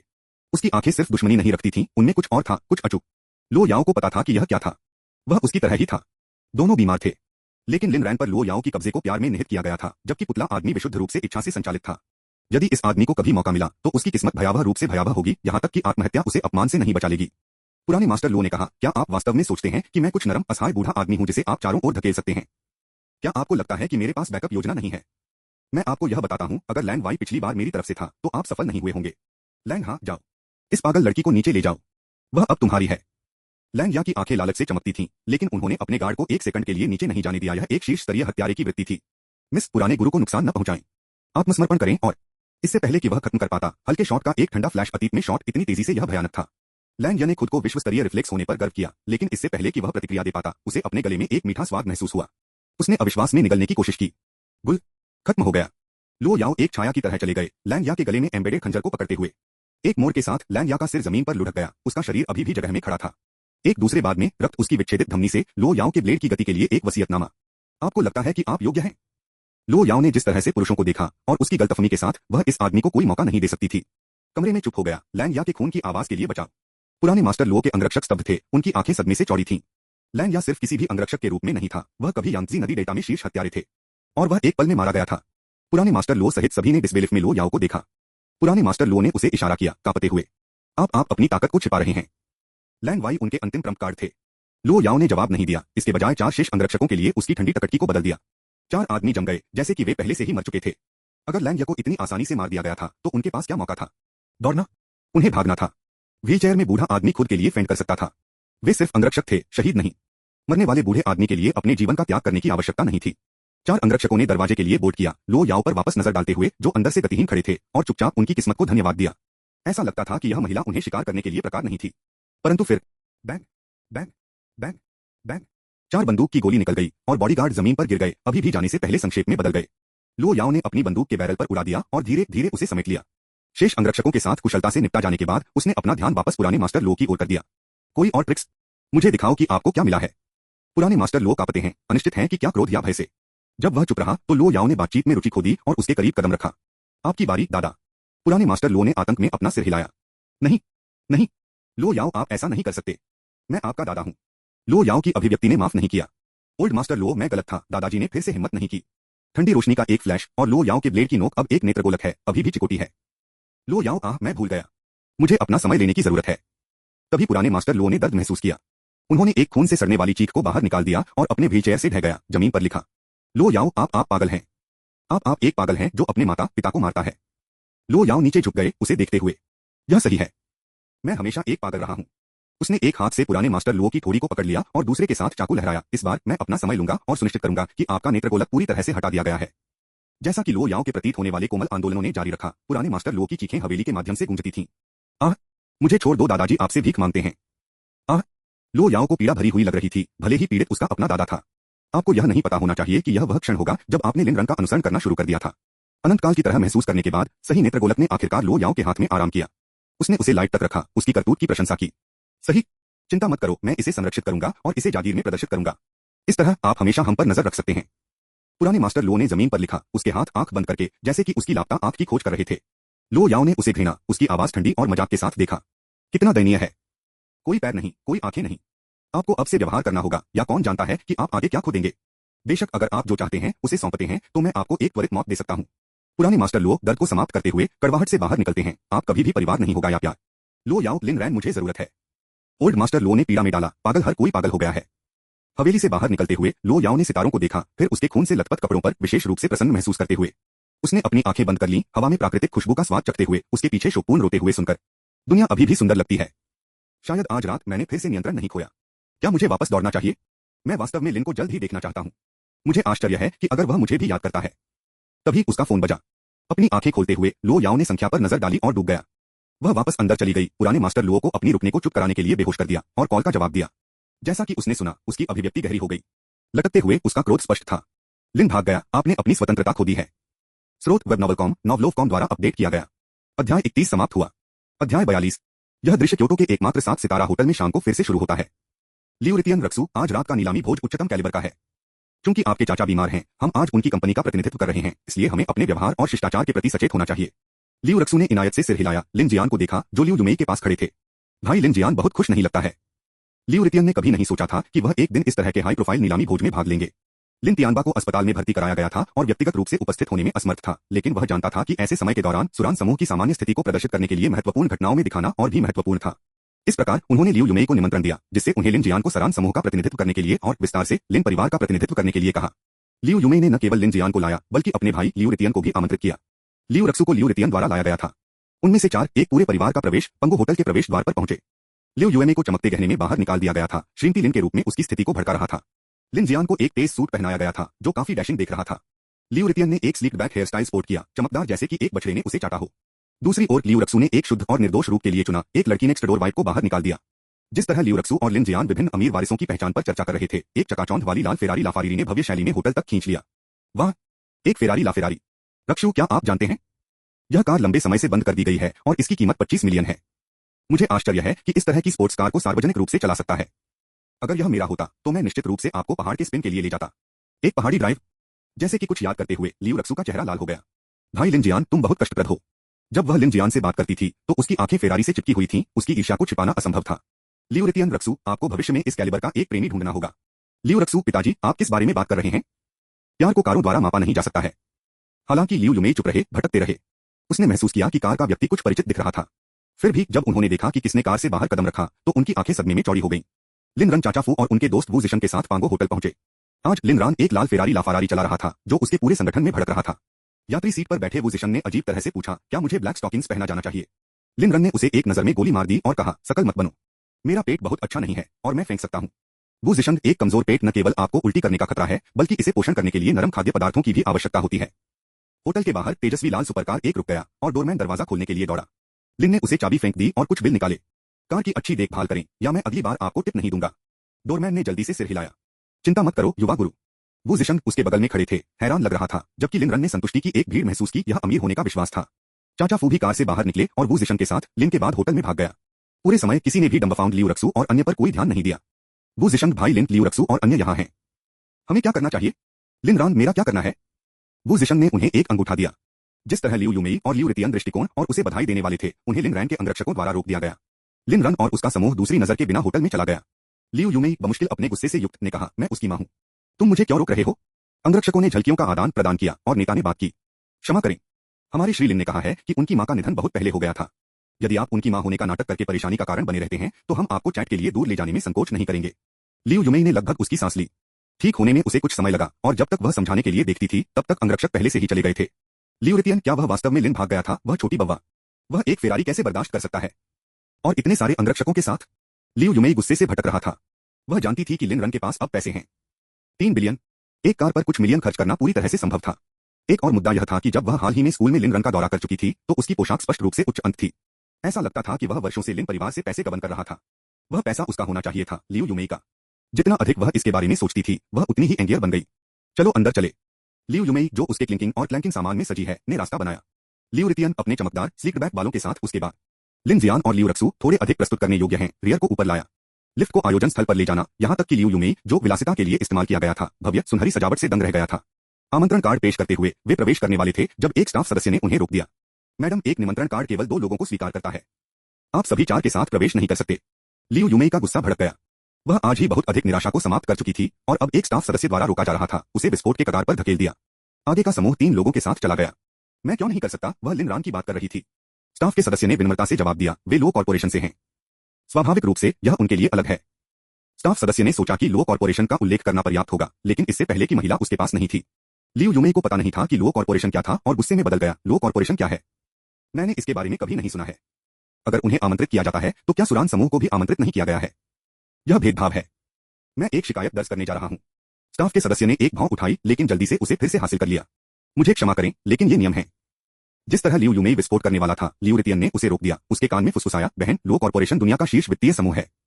हमारा सूरन समूह उनकी तुलना नहीं कर सकता है। यह एक गगनचुंबी इमारत के बगल में धूल की तरह है। इसके अलावा मैंने सुना है कि आज रात की नीलामी भोज के गहरे संबंध हैं। यहां तक कि सूरना समूह के रूप में यह सबसे अच्छा है कि परेशानी का कारण न हो। लियू यूमेई हैरान था। दुनिया का शीर्ष वित्तीय समूह? वास्तव में? तो लिन रन ने उस तरह की स्थिति के साथ प्रवेश किया था। लियू यूमेई ने एक गहरी सांस ली, जिससे उसका आपा दबा गया। तो केवल 2 लोग वास्तव में प्रवेश कर सकते हैं? क्या आप एक अपवाद नहीं बना सकते? स्टाफ के सदस्य ने खुद को सोचा, क्या आपको लगता है कि यह कुछ यादृच्छिक जगह है? एक अपवाद बनाओ। देखो कि आप कैसे कपड़े पहने हुए हैं, जैसे कि 4 चलने वाली आपदाएं। यह तथ्य कि मैंने सुरक्षा नहीं कहा है, अभी तक मेरे धैर्य के लिए एक वसीयतनामा है। हाँ, केवल 2 लोगों की अनुमति है। लियू यूमेई ने कहा और कहा, फिर मेरा बेटा और मैं अंदर जाऊंगा। स्रोत वेब नॉवलकॉम, नॉवलोवकॉम द्वारा अपडेट किया गया। अध्याय 31 समाप्त हुआ। अध्याय 43। लियू रितियन और उनकी बेटी लियू रक्सू दोनों चकित लग रहे थे, विशेष रूप से लियू रितियन, जिनके बाल गुस्से से अंत में खड़े थे। बहन, क्या तुमने मुझे यहाँ फोन किया था ताकि हमें इस तरह से स्टैंड गार्ड बनाया जा सके? लियू यूमेई भी थोड़ा अजीब लगा, लेकिन वह वास्तव में प्रवेश करना चाहती थी क्योंकि वह और लिन जियान सूरना समूह का प्रतिनिधित्व कर रहे थे। लियू रितियन ने ठंड से कहा, HMPH, मुझे अंदर नहीं जाना है, लेकिन कुछ अनुभव हासिल करने के लिए रक्सू को जाना चाहिए। लिन जियान ने वातावरण में अजीबता को देखा और शांति से बात की। मैं अंदर नहीं गया। इसके बजाय रक्सू को जाने दें। लियू रक्सू ने लिन जियान को कृतज्ञता के साथ देखा, और उन्होंने एक सार्थक रूप के साथ अपनी टकटकी लौटा दी। लियू यूमेई को पता था कि यह पूरी स्थिति इसलिए थी क्योंकि उसने पहले से नियमों के बारे में ठीक से पूछताछ नहीं की थी। अब वह बहुत कुछ नहीं कह सकती थी और केवल चुपचाप सहमत हो सकती थी। यह सोचकर कि लिन रान ने पहले में कैसे स्वैग किया था, ने उसे उग्र कर दिया। यह सब लिन रैन की गलती थी। यदि यह उसके लिए नहीं होता, तो वह इस तरह से अपमानित नहीं होता। लिन रन के लिए उसकी नफरत और भी मजबूत हो गई। ठीक उसी तरह लियू यूमेई ने अपनी भतीजी को स्थल में ले जाया, जहां उन्होंने तुरंत लिन को सामने की पंक्ति में बैठे देखा। विचार के एक पल के बाद उसने एक दयालु अभिव्यक्ति पर रखा और लियू रक्सू के साथ आगे की पंक्ति की ओर चला गया। हालांकि उन्हें एक स्टाफ सदस्य द्वारा रोका गया था। महिलाओं, आप केवल पीठ में बैठ सकते हैं। फ्रंट रो सीटें वीआईपी के लिए आरक्षित हैं। लियू रक्सू ने कहा, क्या आप जानते हैं कि हम कौन हैं? हम सूरना समूह से हैं। स्टाफ के सदस्य ने मुस्कुराते हुए कहा, मैं सूरना समूह को जानता हूं, लेकिन राजधानी में यह एक छोटी सी कंपनी है जो रडार पर भी नहीं है। मुझे आश्चर्य है कि आप लो कॉर्पोरेशन को देखने की हिम्मत भी करते हैं। यदि आप संतुष्ट नहीं हैं, तो आप अभी छोड़ने के लिए स्वतंत्र हैं। स्टाफ के सदस्य ने स्पष्ट रूप से लियू यूमेई को पहले प्रवेश द्वार पर अन्य कर्मचारियों के लिए परेशानी पैदा करते हुए देखा था। वह यह भी जानता था कि उसने लो कॉर्पोरेशन का अनादर करने की हिम्मत की थी, और उसने पहले से ही उन दोनों के प्रति नापसंदगी ले ली थी। लियू यूमेई अंदर फ्यूमिंग कर रहा था। इस स्टाफ सदस्य को सूरन समूह पर नीचे कैसे दिखने की हिम्मत होती है? यह उसके चेहरे पर एक थप्पड़ था। आप सूरन समूह को देखने की हिम्मत करते हैं? स्टाफ सदस्य ने जवाब दिया, यदि आप इसे कैसे देखते हैं, तो मैं कुछ भी नहीं कर सकता। क्या आप मानते हैं कि मैं वह कुछ कहने वाली थी, लेकिन फिर उसके भाई की चेतावनी को याद किया कि आज रात की नीलामी के आयोजक की बहुत शक्तिशाली पृष्ठभूमि थी। उसने फिर लिन रन की दिशा में इशारा किया और कहा, मेरा बेटा वहीं बैठ गया है, वहीं। वह लो कॉर्पोरेशन का प्रतिनिधित्व कर रहा है। क्या मैं अब खत्म हो सकता हूँ? स्टाफ सदस्य को चौंका दिया गया और जल्दी से उसके ईयरपीस के माध्यम से पुष्टि की गई। एक पल के बाद एक अन्य स्टाफ सदस्य आया और कहा, श्री लिन का कहना है कि वह इन दोनों को नहीं जानते हैं। लियू यूमेई तुरंत क्रोधित हो गया। बकवास। लिन रन मेरा बेटा है। कितनी कृतघ्न बव्वा कहती है कि वह मुझे नहीं जानता है। क्या उसे लगता है कि वह अपने परिवार को सिर्फ इसलिए रोक सकता है क्योंकि वह लो कॉर्पोरेशन में रैंक पर चढ़ गया है? स्टाफ के सदस्य ने कहा, खुद को यह सोचकर कि लो कॉर्पोरेशन में चढ़ना वास्तव में एक के परिवार को दूर करने का एक अच्छा कारण था। महिलाएं, यदि आप अपनी सीटें नहीं लेने जा रही हैं, तो कृपया छोड़ दें। हमारे पास किसी को भी हटाने का अधिकार है जो आदेश को बाधित करता है। लियू यूमेई ने उम्मीद नहीं की थी कि एक कर्मचारी सदस्य इतना मुखर होगा, लेकिन जब उसने सुरक्षा गार्डों को उसके पीछे देखा तो वह वापस आ गई। उसने लियू रक्सू को पीछे की पंक्ति में खींच लिया और बैठ गई, चुपचाप लिन पर चकाचौंध करते हुए सामने की पंक्ति में भाग गया। उसका चेहरा घृणा से भर गया। यह सब लिन रैन की गलती थी। यदि यह उसके लिए नहीं होता तो वह इस तरह से अपमानित नहीं होता। लियू रक्सू ने पूछा, आंटी, लिन के साथ क्या हो रहा है? लियू यूमेई ने जवाब नहीं दिया। वह बहुत अच्छी तरह से यह नहीं कह सकती थी कि लिन रान ने लिन परिवार से 3 बिलियन को ठग लिया था। हालांकि लियू यूमेई को यह नहीं पता था कि लिन जियान ने पहले ही लियू रक्सू को इसके बारे में बताया था। हालांकि लियू रक्सू नहीं जानने का नाटक कर रहा था। 3 बिलियन? अगर उसके पास इतना पैसा होता तो कितने डिजाइनर बैग खरीद सकते थे? लिन रन के प्रति उसकी टकटकी स्नेह से भरी हुई थी। यदि लिन रान दहेज के रूप में 3 बिलियन की पेशकश करने के लिए तैयार थे तो वह उससे शादी करने पर भी विचार कर सकती थी। यद्यपि वह लिन जियान से भी प्यार करती थी, वह उसका चचेरा भाई था और इस तरह के प्यार को न तो मान्यता दी गई थी और न ही आशीर्वाद दिया गया था। लेकिन लिन रन अब शादी के सभी मानदंडों को पूरा करते हैं। वह अमीर, सुंदर और सबसे महत्वपूर्ण बात यह है कि वह हमेशा उसके लिए उदार था। यदि वह लो परिवार की उस महिला के साथ संबंध काट सकता है तो 3 अरबों को सौंप दें और प्रस्ताव कर सके, वह बस हाँ कह सकती है। लिन ने भाग लिया, सामने की पंक्ति में बैठे, एक बार भी वापस नहीं देखा। हालांकि चाचा फू उसके बगल में घबराए हुए थे।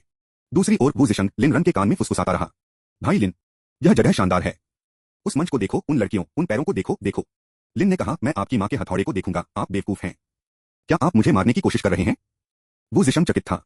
उस समय रोशनी मंद हो गई और एक मेजबान ने मंच पर कदम रखा। पूरे कमरे में हांफने में विस्फोट हो गया। वू जिशन की आंखें चौड़ी हो गईं। पवित्र बकवास, क्या यह नहीं है कि चेन किंगटियन डोंघाई टीवी से स्टार एंकर? मुझे लगा कि नीलामी मेजबान कुछ पुराने गीजर होगी, लेकिन यह वास्तव में एक घरेलू नाम सेलिब्रिटी है। लिन ने सिर हिलाया। उन्हें उम्मीद नहीं थी कि मेजबान भी एक सेलिब्रिटी होगा।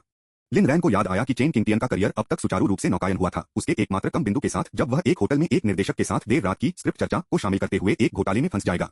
हालांकि चेन किंगटियन कोई साधारण व्यक्ति नहीं था। जैसे ही घोटाला टूट गया, उसने तुरंत अपनी धनी पारिवारिक पृष्ठभूमि का खुलासा किया। न केवल निदेशक ने अपने बयान वापस लिए, बल्कि मीडिया ने माफी मांगी और स्थिति को स्पष्ट किया। ऐसी शक्तिशाली पृष्ठभूमि के साथ किसी ने भी उसे निंदा करने की हिम्मत नहीं की। लेकिन इस संबंधित लिन में से कोई भी नहीं चला। उसने उसे व्यक्तिगत रूप से देखकर कुछ यादें याद की। एक मशहूर व्यक्ति। आम लोगों के लिए आप अछूत लग सकते हैं, लेकिन शक्तिशाली की नजर में आप सिर्फ एक खेल रहे हैं। वास्तव में क्या सम्मान का सम्मान किसी के पीछे की शक्ति है, जैसे कि चेन किंगटियन? उसकी पृष्ठभूमि के बिना उसे घोटाले से कुचल दिया गया होगा, कभी ठीक नहीं हो पाएगा। जल्द ही चेन किंगटियन ने माइक्रोफोन उठाया। सम्मानित नेताओं, महिलाओं और सज्जनों, शुभ संध्या। आज रात के चैरिटी गाला में भाग लेने के लिए आप सभी को धन्यवाद। मैं चेन किंगटियन हूँ। वह लगभग 10 मिनट के लिए बोलती थी। आखिरकार मुख्य कार्यक्रम में चैरिटी नीलामी। हर कोई चैरिटी नीलामी अब आधिकारिक तौर पर शुरुआत कर रहा है।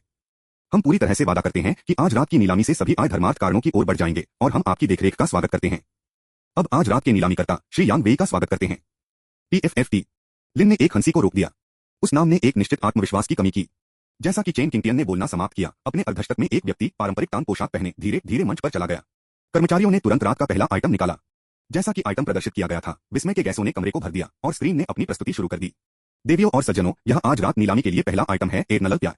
यह हार मास्टर जैक की अंतिम कृति है, जो एक प्रसिद्ध गहने कंपनी के मुख्य डिजाइनर है। यह दुनिया की शीर्ष शिल्प कौशल की सुविधा देता है, जिसमें सफेद हीरे से घिरे एक केंद्रीय नीलम है।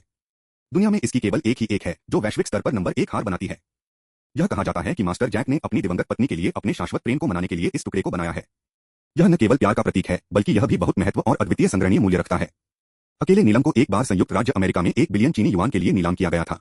इस टुकड़े के लिए शुरुआती बोली 130 मिलियन है, जिसमें प्रत्येक वृद्धि 10,000 से कम नहीं है।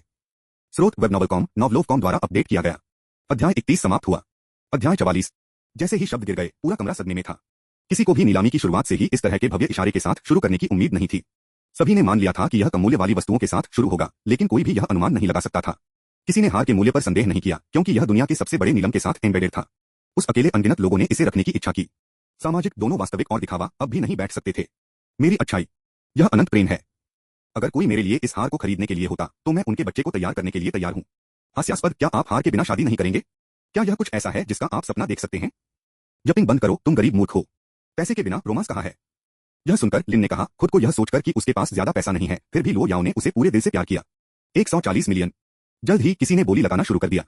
170 मिलियन, 1701 मिलियन, 180 मिलियन। जल्दी से कीमत 200 मिलियन तक पहुंच गई। इस तरह के एक शानदार हार भले ही फिर से शुरू हो, मूल्य में मूल्यह्रास नहीं होगा। कमरे में अमीर आक्रामक रूप से बोली लगाने लगे, जिसमें एक महिला टाइकून उच्चतम बोली पेश करती है। लिन रन को भी हार से गहराई से स्थानांतरित किया गया था। वह पहले से ही लुओ याओ को पहने हुए चित्र कर सकता था और एक बेहोश मुस्कान उसके होठों पर दिखाई दी क्योंकि उसने अपनी बोली पैडल उठाया था। 300 करोड़। जैसे ही शब्द उसके मुंह से बाहर निकले, कमरा मृत चुप्पी में गिर गया। वू जिशन की आंखें अविश्वास में चौड़ी हो गईं। भाई, बाकी सभी लोग हजारों की संख्या में बोली लगा रहे हैं और आप बस एक पूरे अरब से ऊपर गए हैं। और आपके पास केवल 300 मिलियन आपके नाम पर हैं। क्या आप अपने दिमाग से बाहर हैं? खैर, वह उसका समर्थन करने के लिए एक पत्नी है। लानत है, बस मुझे अब मार डालो। अंकल फू को भी अचंभित कर दिया गया। उन्हें उम्मीद नहीं थी कि लिन ने एक कदम उठाया, अकेले युवा महिला के पैसे खर्च करने दें। लेकिन यह अच्छी बात थी। नीलामीकर्ता समान रूप से चौंका हुआ था, उसका हथौड़ा उसके हाथ में थोड़ा कांप रहा था। इस कीमत पर कोई भी प्रतिस्पर्धा करने की हिम्मत नहीं करेगा। यह बस इसके लायक नहीं था, कम से कम इस क्षण में नहीं। 300 मिलियन एक बार जा रहा है, 300 मिलियन 2 बार जा रहे हैं, 300 मिलियन 3 बार जा रहे हैं। नीलामकर्ता का हथौड़ा एक निर्णायक थूर के साथ आया। बेचा। 300 मिलियन में अनंत प्रेम जीतने के लिए सीट नंबर 1 में सज्जन को बधाई। आपका करियर और प्यार हमेशा के लिए हो सकता है। 300 मिलियन में हार बेचना नीलामीकर्ता के लिए एक महत्वपूर्ण उपलब्धि थी। आज से अनंत प्रेम ने नंबर 1 हार के रूप में अपनी स्थिति को मजबूती से सुरक्षित किया। पूरा कमरा सदमे में था और सभी आंखें लिन रन की ओर मुड़ गईं। सिर्फ एक नजर के साथ अनगिनत सोशलाइट्स कैद हो गए। न केवल वह अमीर था, बल्कि वह अविश्वसनीय रूप से सुंदर भी था। यह किस तरह की परीक्षा राजकुमार थी? सोशलाइट्स की कई आंखें लगभग उनके सिर से बाहर निकल गईं, जैसे कि तंग भिक्षु की दृष्टि को पकड़ने वाले राक्षसों। उनके गजों ने लालच से भरा। लिन रन ने वह हार प्राप्त किया था जो वह चाहता था। चाचा फू मौके पर लेनदेन को संभालना चाहते थे, लेकिन लिन रन ने उसे रोक दिया। मैं खुद इसका ख्याल रखूंगा। अपनी पत्नी के लिए एक उपहार को अपने हाथों से खरीदा जाना था। हालांकि 300 मिलियन एक चौंका देने वाली राशि थी, लेकिन लो याओ का उनके दिल में जगह अनमोल थी। उनके पास एक बार में 300 मिलियन बोली लगाने के अपने कारण थे। सबसे पहले यह साबित करने के लिए कि लो याओ के लिए उनका प्यार सर्वव्यापी था। दूसरा, उन लोगों को डराने के लिए जो बोलियों को बढ़ाते रहे। वह उन्हें एक एकल निर्णायक झटका के साथ कुचलना चाहता था। अंकल फू को पल पल स्तब्ध कर दिया गया, फिर अंदर की ओर इशारा किया, आपत्ति जताने से परहेज किया। ऐसा लगता था कि युवा महिला के पैसे खर्च करने के लिए युवा मास्टर लिन प्राप्त करना अभी भी थोड़ा आदर्शवादी था। हालांकि लिन रान ने पहले एक कार्यालय किराए पर लेने, सजाने और अन्य खर्चों पर कुछ 100,000 खर्च किए थे। क्या कुछ 100,000 भी पैसे माना जाता था? यह संपत्ति के दैनिक रखरखाव के लिए भी पर्याप्त नहीं था। लंबे समय से पहले लिन रान एक बार फिर एक पेनीलेस मैन था, जो अपनी सीट पर लौटते ही शानदार पैकेजिंग बॉक्स को पकड़े हुए था। सभी महिलाएं ईर्ष्या कर रही थीं और पुरुष ईर्ष्या के साथ हरे थे। लिन ने सहज रूप से चारों ओर देखा, केवल यह याद रखने के लिए कि लो याओ अपनी तरफ से नहीं थे। उसने अपना सिर अजीब तरह से खरोंच दिया। लो याओ के आसपास के बिना इतना अजीब क्यों लगा? वह वास्तव में अभी उस पर हार डालना चाहता था, लेकिन दुर्भाग्य से वह यहाँ नहीं थी। वह आज एक व्यावसायिक यात्रा पर थी। इस बीच कमरे में सबसे चौंकने वाले व्यक्ति लियू यूमेई और लियू रक्सू थे।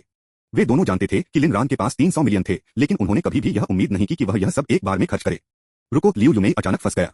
लिन रान एक स्पोर्ट्स कार में आ गया था। अगर उसने सिर्फ कार खरीदी होती तो वह अभी भी 300 मिलियन कैसे बचा हो सकता है? जब तक कार को किराए पर लिया गया होगा, बस धन के शो में डालने के लिए। यह सोचकर लियू यूमेई के मूड में थोड़ा सुधार हुआ और उसके मुंह के कोने ऊपर की ओर बढ़ गए। लेकिन तब उसे याद आया कि लिन रान ने लिन परिवार के 300 मिलियन खर्च किए थे और उसका दिल फिर से हासिल हुआ। उस नीच ब्राट ने सभी पैसे खर्च किए थे। नहीं, उसे हार वापस पाने के लिए एक रास्ता खोजना था। यह लिन परिवार की संपत्ति थी। दूसरी ओर लियू रक्सू का एक अलग विचार था। वह सोचती थी कि लिन रैन का उद्देश्य हार खरीदने के लिए क्या था।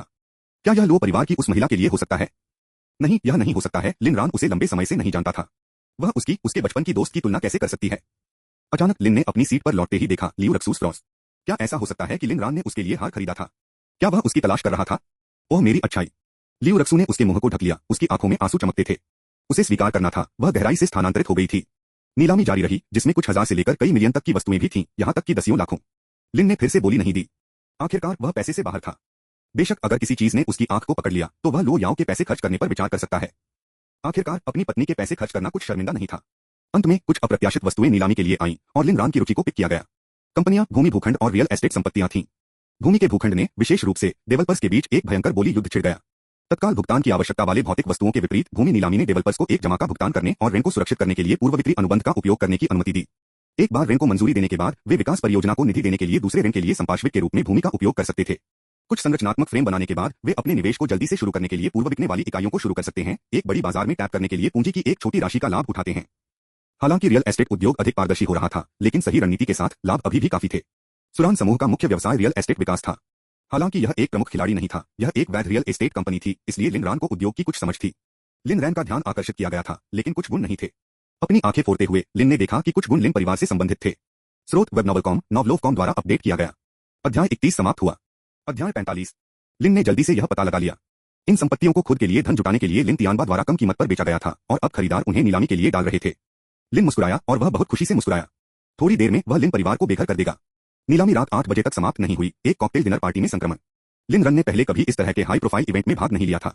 यह सोचकर कि लो याओ घर नहीं था और उसे कंपनी रखने के लिए कोई नहीं था, उसने वू जिशंग को अपने क्षितिज को व्यापक बनाने के लिए भोज हॉल में लाने का फैसला किया। लिन रैन की उपस्थिति ने जल्दी से बहुत ध्यान आकर्षित किया। आखिरकार उन्होंने आज काफी छप बनाई थी। अनगिनत समाजवादी उनसे संपर्क करने के लिए उत्सुक थे और कई अमीर परिवार कनेक्शन स्थापित करना चाहते थे। जब कोई 300 मिलियन नकद में खर्च कर सकता है तो भी कुत्ते भी अपनी पूंछ को आप पर लेंगे। आखिरकार तरल संपत्ति में 300 मिलियन होने के कारण केवल 300 मिलियन मूल्य नहीं है, यह बहुत अधिक दर्शाता है। यहां तक कि 10 बिलियन के बाजार मूल्य वाली कंपनी को 300 मिलियन नकद के साथ आने के लिए व्यापक तैयारी की आवश्यकता होगी। अकेले किसी को लिन रैन, जिसने उस राशि को सिर्फ एक हार खरीदने के लिए खर्च किया। कोई भी व्यक्ति केवल एक हार खरीदने के लिए अपनी सभी संपत्तियों को तरल नहीं करेगा। लेकिन जो उन्हें नहीं पता था कि लिन रैन कुछ भी था, लेकिन समझदार था। सोशलाइट्स करीब आ गए, सभी प्रकार के सूक्ष्म चालों की कोशिश कर रहे थे, लेकिन लिन ने उनमें से हर एक के माध्यम से देखा और निर्णायक रूप से खुद को दूर कर लिया। यहां तक कि उन्होंने अपने प्रस्तावों को टोस्ट या नृत्य करने के लिए ठंड से खारिज कर दिया। लिन रैन निश्चित था कि अगर वह आज एक अन्य महिला के साथ नृत्य करने की हिम्मत करता है तो वह और उस महिला दोनों को कल गंभीर परिणाम मिलते। मृत्यु या गंभीर चोट उनकी चिंताओं में से कम होगी। इसके अलावा ये औसत दर्जे की महिलाएं अपनी पत्नी की तुलना कैसे कर सकती हैं? क्या लो याओ आराध्य नहीं था? सुंदर, सुगंधित?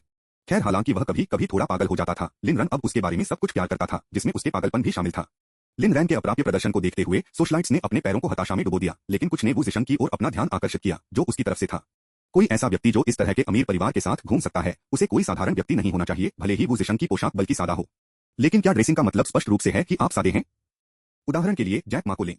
कोई फर्क नहीं पड़ता कि वह कहा जाता है वह पारंपरिक बीजिंग कपड़े के जूते की एक जोड़ी पहनता है, लेकिन क्या इसका मतलब है कि वह अमीर नहीं है? पूरी दुनिया को पता है कि वह लोड है। इसके अलावा इस घटना में मौजूद सभी को कुछ स्तर की स्थिति थी, इसलिए कुछ वू जिशंग के साथ फ्लर्ट करने लगे। सभी के सदमे में वू जिशंग ने भी बिना किसी हिचकिचाहट के उन्हें ठुकरा दिया। वह अपनी प्रेमिका को धोखा नहीं दे सकता था। लानत है, मैं इसे अब प्राप्त करता हूं, वे एक जोड़े हैं। आदमी के बाद जा रहा है वो, यह समझाता है। मैं सोच रहा था कि मैं अपने आकर्षण के बावजूद क्यों अस्वीकार कर दिया, लेकिन अगर यह यौन अभिविन्यास की बात है तो यह समझ में आता है। किसने सोचा होगा? ऐसे सुंदर लोग और वे एक दूसरे में हैं। लिन ने स्वाभाविक रूप से कुछ अफवाहों को सुना और अपने माथे को रगड़ दिया, यह सोचकर कि शायद उसे चीजों को स्पष्ट करना चाहिए। उन्होंने महिलाओं को अस्वीकार कर दिया क्योंकि उनकी एक पत्नी थी, लेकिन वू जिशंग की अस्वीकृति का कोई मतलब नहीं था। उसकी प्रेमिका बिल्कुल पुरस्कार नहीं थी और वू जिशंग को सच्चाई देखने के लिए लिन रन को एक रास्ता खोजने की जरूरत थी।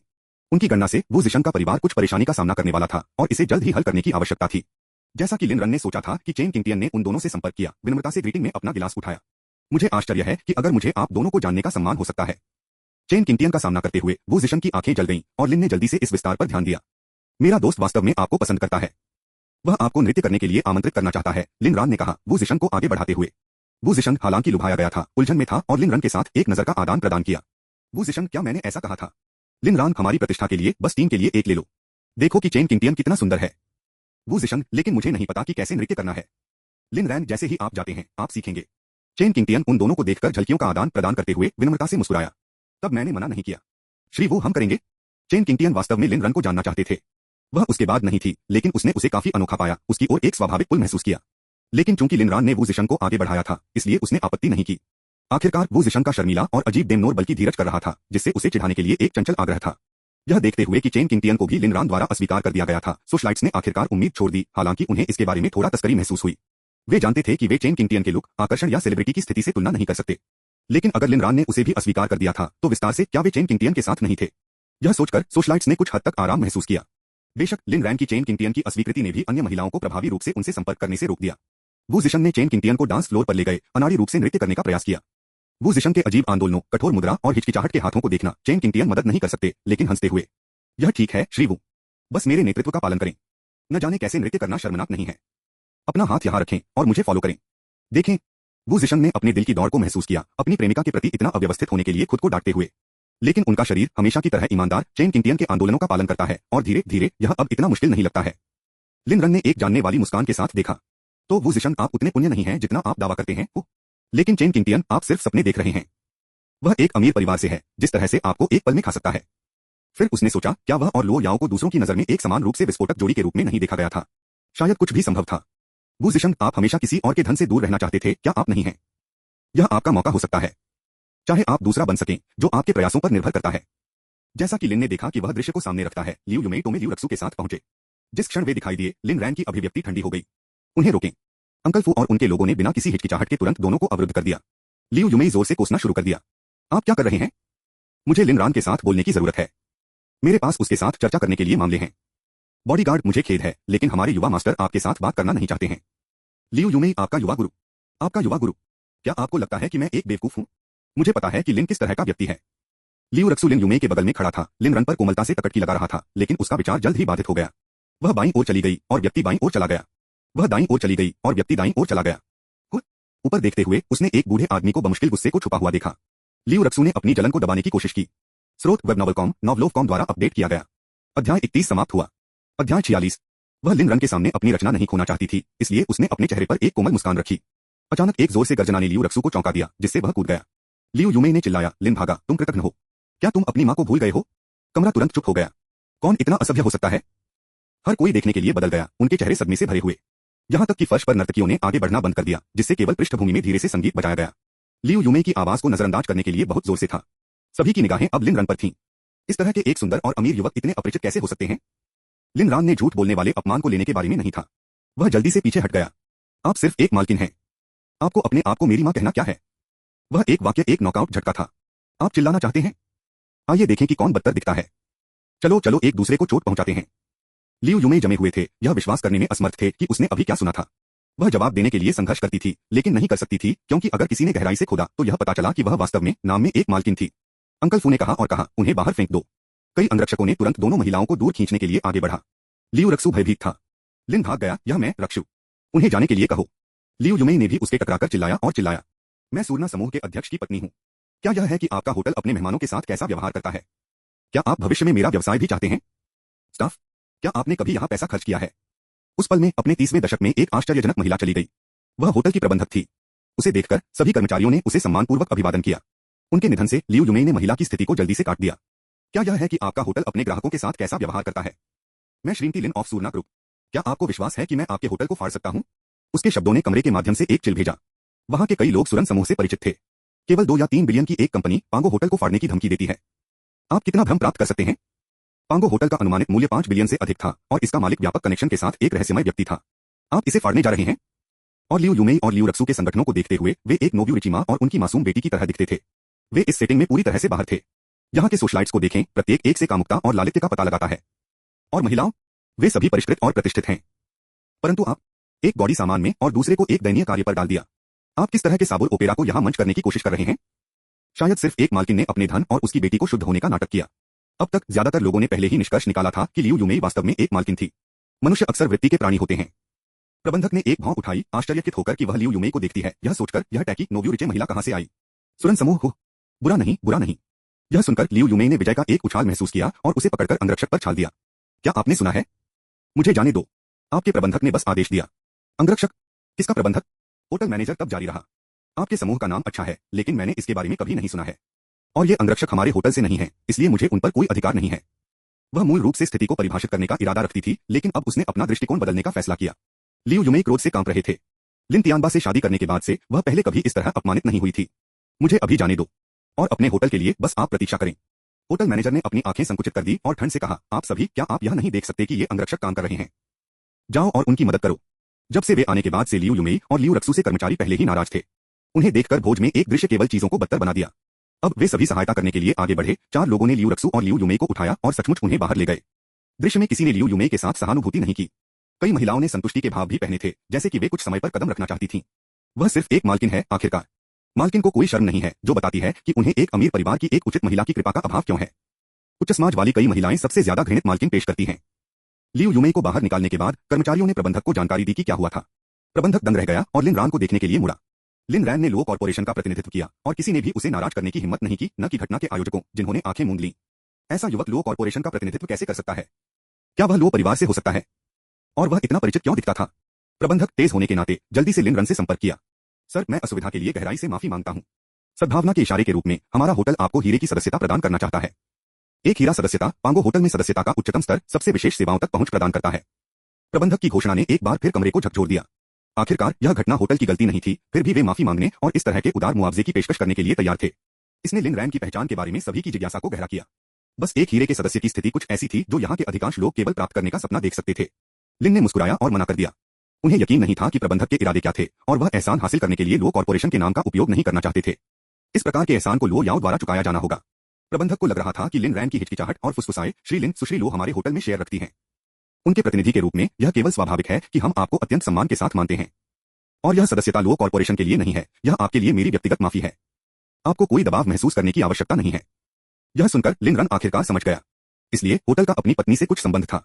उस मामले में वह सदस्यता को लो याओ के लिए सम्मान के इशारे के रूप में स्वीकार कर सकता था। आखिरकार लो याओ उसे उपहार देना पसंद करता था और वह शायद इस बारे में सुनकर रोमांचित हो जाएगा। धन्यवाद, फिर लिन रन ने कहा। प्रबंधक ने जवाब दिया, आपका स्वागत है सर। क्या मेरे पास पंजीकरण के लिए आपका पूरा नाम हो सकता है? लिन रन ने बिना किसी हिचकिचाहट के जवाब दिया, मैं लिन भाग गया हूँ। प्रबंधक जगह में जम गया। आप लिन भाग गए हैं? उसने कुछ जांचने के लिए अपना फोन निकाला और फिर अरे बाप रे! प्रबंधक को हकलाते हुए देखकर लिन रन हैरान हो गया। अगले क्षण प्रबंधक ने गहराई से झुका और कहा, शुभ संध्या बॉस। उसके शब्दों ने सभी के जबड़े को फर्श पर छोड़ दिया। लिन रन पंगो होटल का मालिक था। यहां तक कि लिन रन खुद दंग रह गए। तुमने मुझे क्या कहा? स्रोत वेब नॉवलकॉम नॉवलोवकॉम द्वारा अपडेट किया गया। अध्याय 31 समाप्त हुआ। अध्याय 47। प्रबंधक ने कहा, बॉस, आप मेरे बॉस हैं। हालांकि आप पहले कभी यहां नहीं गए हैं, हमारे पास हमारे सिस्टम में आपकी जानकारी है। कोई आश्चर्य नहीं कि जब मैंने पहली बार आपको देखा था तो आप इतने परिचित थे। आप हमारे लाभार्थी हैं। मुझे पहली नजर में आपको पहचानने के लिए दंडित किया जाना चाहिए। लिन रन ने भ्रम में अंकल फू को देखा और अंकल फू ने सिर हिलाया। यह अब स्पष्ट हो गया था, सिंगरेन वास्तव में इस होटल का मालिक था। पूरी राजधानी शहर का एकमात्र 7 सितारा होटल अच्छा आकाश उनके नाम के तहत था। लो याओ, आपने मेरे लिए कितनी अधिक संपत्ति तैयार की है? लिन रैन की अभिव्यक्ति अजीब थी, लेकिन गहराई से वह रोमांचित था। वू जिशन और चेन किंगटियन जो हाथ में हाथ थे, अब लिन को घूर रहे थे, स्तब्ध चुप्पी में भाग गए। जिन महिलाओं ने लिन के पास पहुंचा था, उन्होंने अचानक अपनी उम्मीदों पर राज किया। एक आदमी यह सुंदर, अमीर और प्रभावशाली सामान्य महिलाएं संभवतः उसके योग्य कैसे हो सकती हैं? मैं कैसे पीछे हट सकता था क्योंकि उसने मुझे एक बार अस्वीकार कर दिया था। नहीं, मुझे चुनौती के लिए उठना चाहिए। यहां तक कि अगर वह पुरुषों को पसंद करता है तो मैं उसे सीधा कर दूंगा। उसके चारों ओर अजीब गज महसूस करते हुए लिन अजीब तरह से मुस्कुराया। वास्तव में मुझे या तो पता नहीं था। यह होटल शायद मेरी पत्नी से एक उपहार था। आप सभी अब काम पर वापस जा सकते हैं। क्या? यह होटल उसकी पत्नी से एक उपहार था? कोई रास्ता नहीं, बिल्कुल कोई रास्ता नहीं।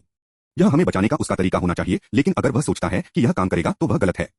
मैनेजर ने अजीब चुप्पी को देखते हुए जल्दी से कर्मचारियों को अपने कर्तव्यों को फिर से शुरू करने का निर्देश दिया और धीरे धीरे कमरे में माहौल फिर से गर्म होने लगा। लिन रन ने अंकल फू से हार को पहले जागीर में वापस जाने के लिए कहा, जबकि वह वू जिशन के लिए इंतजार कर रहा था।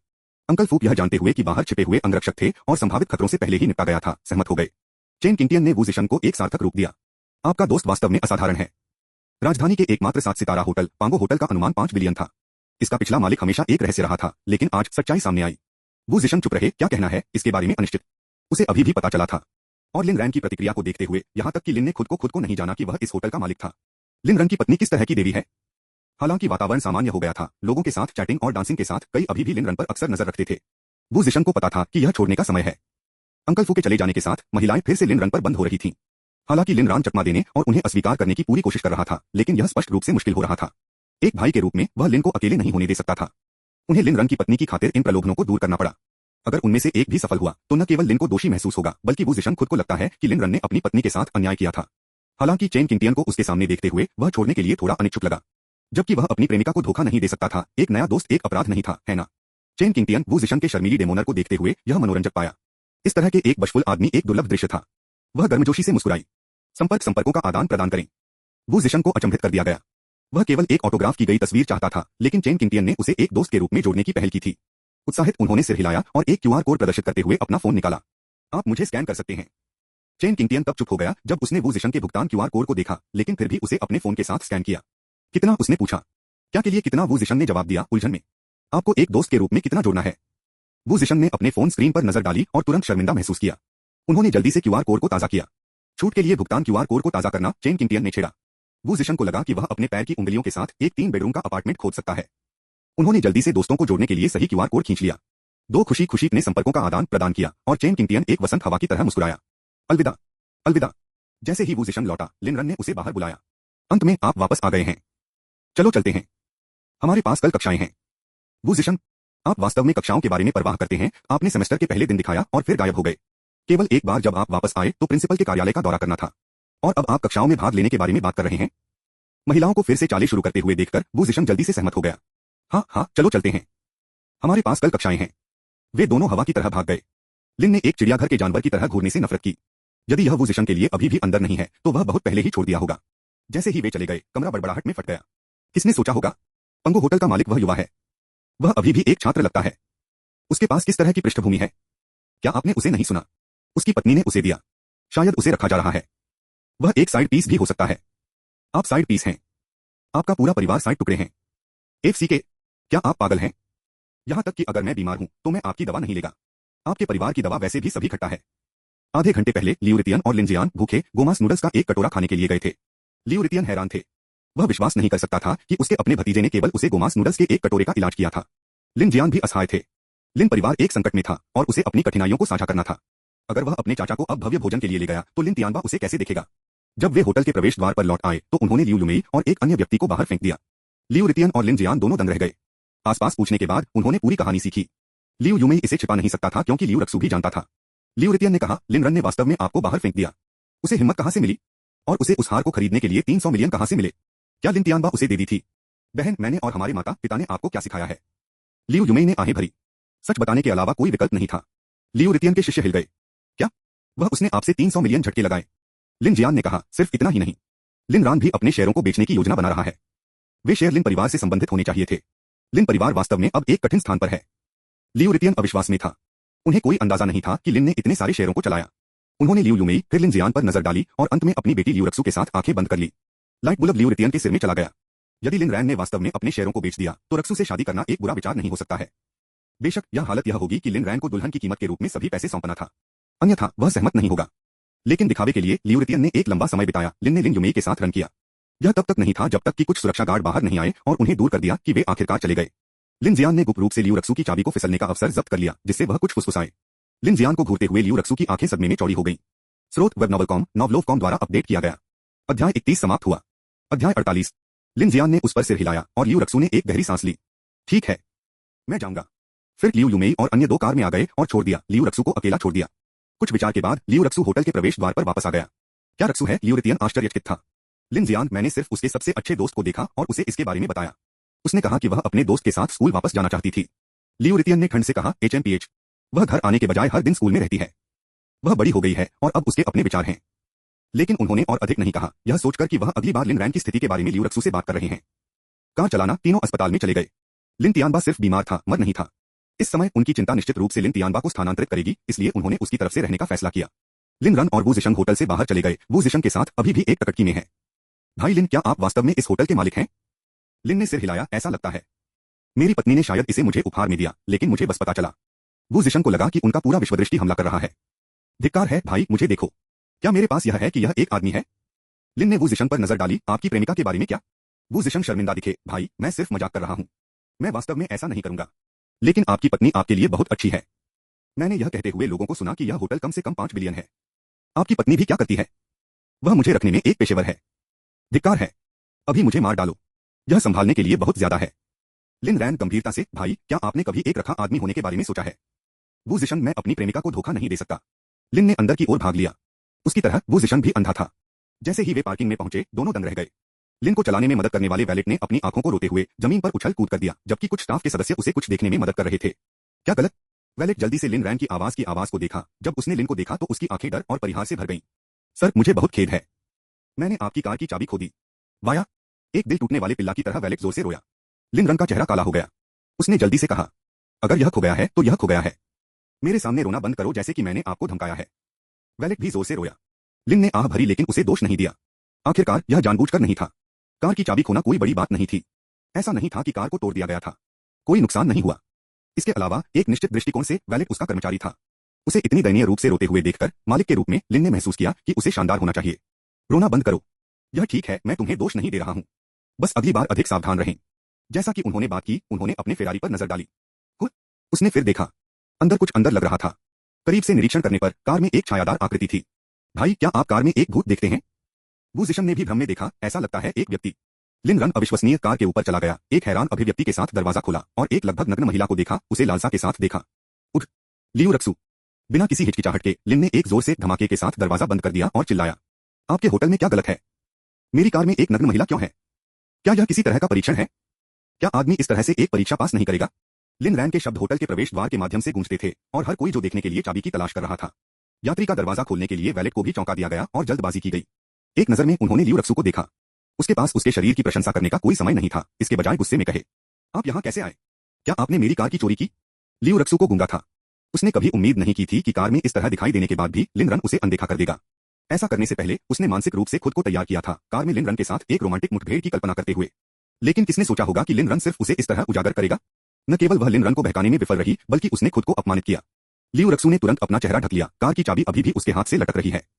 वैलेट ने कुंजी छीन ली और गुस्से में कहा, तुम चोर, तुम मुझे मेरी नौकरी लगभग लागत। उन्होंने लिन रन को चाबी सौंप दी और फिर लियू रक्सू को कार से बाहर खींचने की कोशिश की। यहाँ से निकल जाओ तुम चोर। क्या तुम जानते हो कि तुम मुझे कितनी परेशानी पैदा कर रहे हो?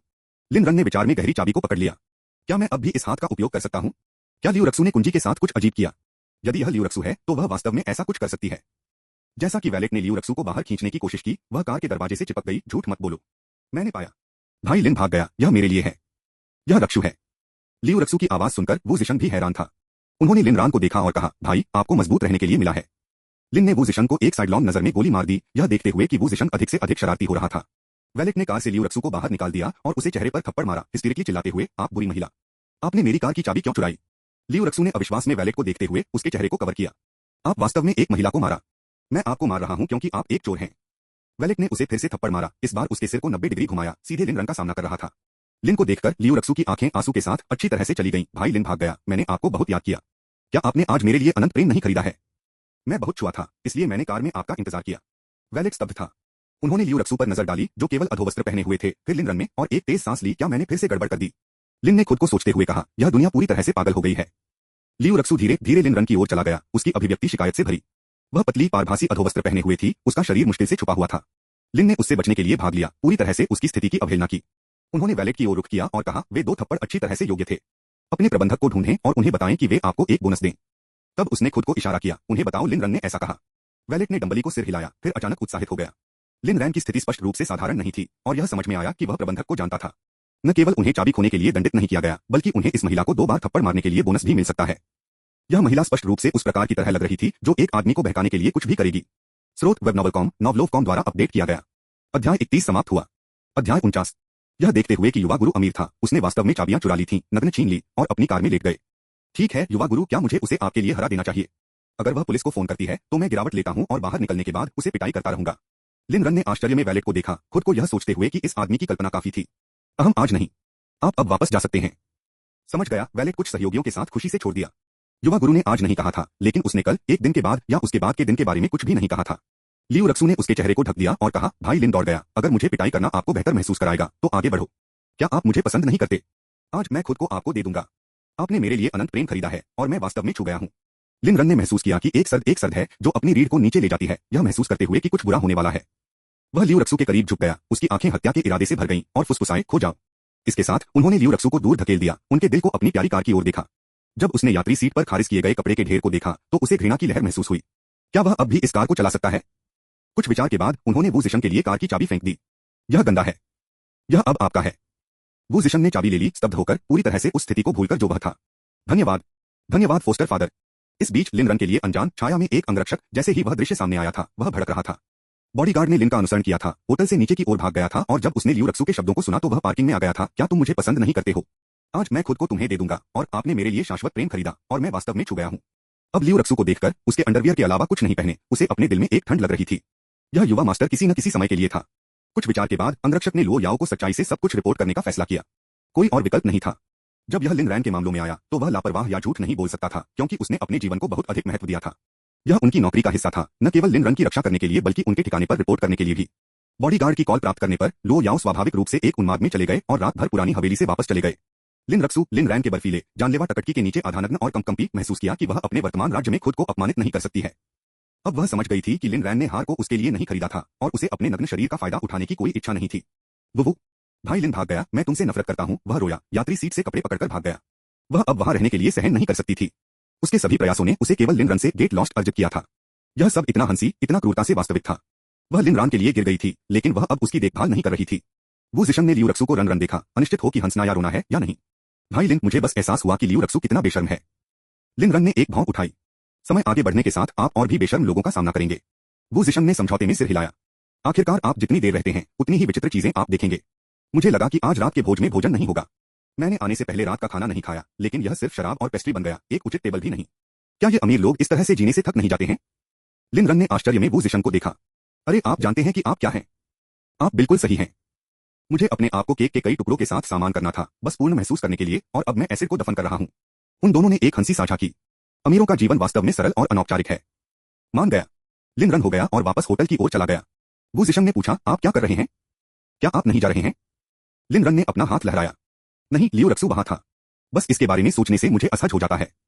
लेकिन आप इसके बारे में चिंता नहीं करते हैं, दोस्त। वो जिशन कार की चाबियां पकड़े हुए को गहराई से स्थानांतरित कर दिया गया था। वह संभवतः कैसे शिकायत कर सकता है? वास्तव में वह लियू रक्सू को थोड़ा पसंद करने लगा था। हो सकता है कि आपको अगली बार लिन रैन के गैरेज में घुसना चाहिए। 2 तरीके। लिन रन फिर से फेरारी में सवारी करने के लिए तैयार नहीं, होटल लौट आए और उन्हें घर ले जाने के लिए एक और कार तैयार की। होटल प्रबंधक ने उसे व्यक्तिगत रूप से चलाने की पेशकश की, लेकिन लिन रन ने मना कर दिया। भले ही आप अपने 30वें दशक में दिखते हैं, फिर भी आप एक महिला हैं। उन्हें डर था कि लो याओ गलत समझ सकते हैं, हालांकि शायद इसके लिए बहुत देर हो चुकी थी। क्या आप पार्किंग लॉट निगरानी फुटेज तैयार कर सकते हैं और इसे मेरे पास भेज सकते हैं? यदि आप मुझे भेजना चाहते हैं तो बस वह वैलेट है। प्रबंधक ने जल्दी से सब कुछ व्यवस्थित कर दिया और जल्द ही एक ही आंसू आंखों वाले वैलेट एक वाणिज्यिक मर्सिडीज को चलाने के लिए पहुंचे। लिन ने मन नहीं किया। कार में। भाई, अगली बार जब मैं उस महिला को देखता हूं तो मैं उसके लिए उसे मूर्खतापूर्ण तरीके से थप्पड़ मारूंगा। लिन रैन सुनिश्चित करें कि उसके चेहरे के दोनों पक्षों को समान उपचार मिले। यदि आप गिरफ्तार हो जाते हैं तो मुझे फोन करें, मैं आपको बाहर निकाल दूंगा। यह हो गया, भाई। जैसे ही वे संपत्ति में प्रवेश करते थे, वैलेट पूरी तरह से अजीब था। इस तरह के एक स्थान पर किस तरह का अमीर परिवार रहता था? उन्होंने कुछ अमीर लोगों को घर से पहले चलाया था, कुछ लोग टाउन हाउस में रहते थे, अन्य विला में। लेकिन एक निजी संपत्ति, उसने ऐसी बात नहीं सुनी थी, अकेले देखा। यह असाधारण से परे था। भाई, यह जगह बहुत बड़ी है। अगर मैं गाड़ी नहीं चला रहा हूं तो मैं शायद खो गया हूं। लिन रैन, आप बेहतर नहीं खोएंगे। क्यों? क्योंकि यहां मगरमच्छ हैं। वैलेट और टाइगर्स। वैलेट और बर्फ के तेंदुए। वैलेट भाई, मैं पूरी कोशिश करूंगा कि मैं खो नहीं जाएगा। लिन ने चकला भाग लिया। आराम करो, मैं सिर्फ तुम्हारे साथ खिलवाड़ कर रहा हूं। उन जानवरों को सभी बंद कर रहे हैं, लोगों को उन पर देख रहे हैं। वे बाहर नहीं निकलेंगे। वैलेट भाई, बस काल्पनिक रूप से क्या होगा अगर उनमें से एक बच गया? लिन रैन, मैं आपको एक भव्य भेजना चाहता हूं। लिन रैन के निर्देशों के बाद कार ने केंद्रीय विला तक पहुंचने से पहले एस्टेट में थोड़ा आगे बढ़ाया। वैलेट उत्साह के साथ गूंज रहा था। कार से बाहर निकलने के बाद वैलेट छोड़ दिया और लिन रन विला प्रवेश द्वार तक चला गया, अंदर जाने के बारे में। मेव मेव मेव। बिल्ली का रोना भयानक था, जैसे कि चेतावनी लिन में प्रवेश करने के लिए नहीं चला। लिन रन ने अपना सिर घुमाया और उसी काली बिल्ली को देखा जो देर रात तक दिखाई दी थी जब वह छत के बगीचे में लो याओ के साथ स्टारगेजिंग कर रहा था। उसने तब इसके बारे में कुछ अजीब देखा था और अब वह निश्चित था, यह बिल्ली की आंखें असामान्य रूप से अभिव्यंजक थीं। इसकी आंखें बोलने लगती थीं। जैसे ही लिन रन इसे पालतू जानवरों के लिए पहुंचा, काली बिल्ली ने एक कदम पीछे ले लिया। लिन रन आगे बढ़े और यह फिर से पीछे हट गया। मेव, क्या आप भूखे हैं? काली बिल्ली ने उसे एक नजर दिया जो स्पष्ट रूप से कहा, आप बेवकूफ हैं। मेव।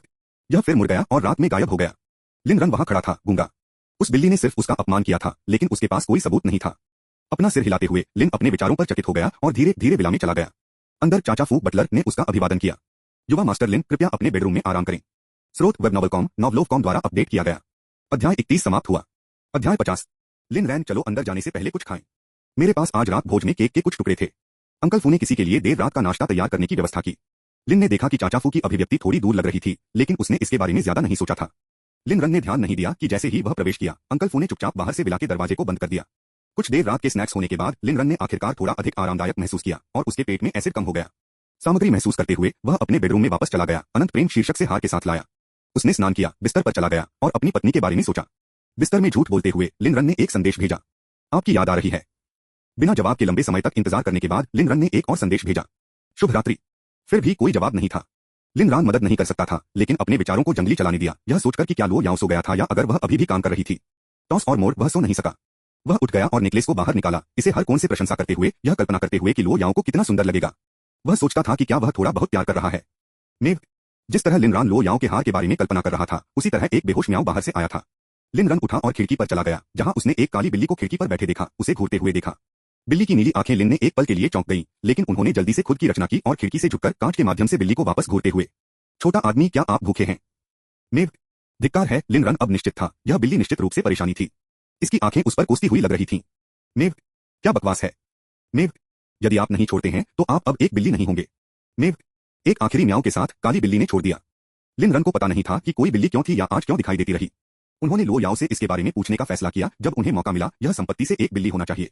बिस्तर में वापस उसने फिर से अपने फोन की जांच की, लेकिन लो याओ ने अभी भी जवाब नहीं दिया था। इसलिए लिन रन सो जाने की कोशिश शुरू कर दिया और अंततः बह गया। बेडरूम के दरवाजे के बाहर बटलर ने आह भरी और बाहर से दरवाजा बंद कर दिया। युवती ने उसे निर्देश दिया था कि वह लिन रन को लॉक कर दे और उसकी वापसी की प्रतीक्षा करे। अपने स्वर से वह उग्र लग रहा था, बेजोड़ रूप से ज्वलंत। उसकी आवाज ने एक जानलेवा बढ़त ले ली थी और बटलर को इस बात का कोई अंदाजा नहीं था कि लिन रन ने इस बार क्या गलत किया था। क्या यह कुछ ऐसा हो सकता था जो तब हुआ था जब वह हार को वापस ले जा रहा था? इतनी छोटी सी गलती, क्या युवा महिला ने इसे स्लाइड करने दिया? लिन रन, आप सिर्फ युवा महिला को क्यों नहीं कर सकते और सुन सकते हैं? क्या यह अच्छा नहीं है कि वह उसका छोटा सा सॉन्ग बर्ड हो? जब आप गड़बड़ करते हैं तो यह अक्सर हम पुराने लोग होते हैं जिन्हें परिणामों से निपटना पड़ता है। बुजुर्गों के लिए जीवन को कठिन क्यों बनाते हैं? देर रात जैसा कि लिन ने सोया था, वह कभी कभार म्यूज सुनता रहा जिसने उसे कोई अंत नहीं किया। अनंत काल की तरह महसूस करने के बाद लिन रैन आखिरकार इसे अब और नहीं ले सकता। वह उठ गया, बिल्ली को सबक सिखाने के लिए तैयार हो गया, लेकिन जैसे ही वह खिड़की पर पहुंचा, उसने एक दयनीय म्याऊं सुना और काली बिल्ली फिर से भाग गई।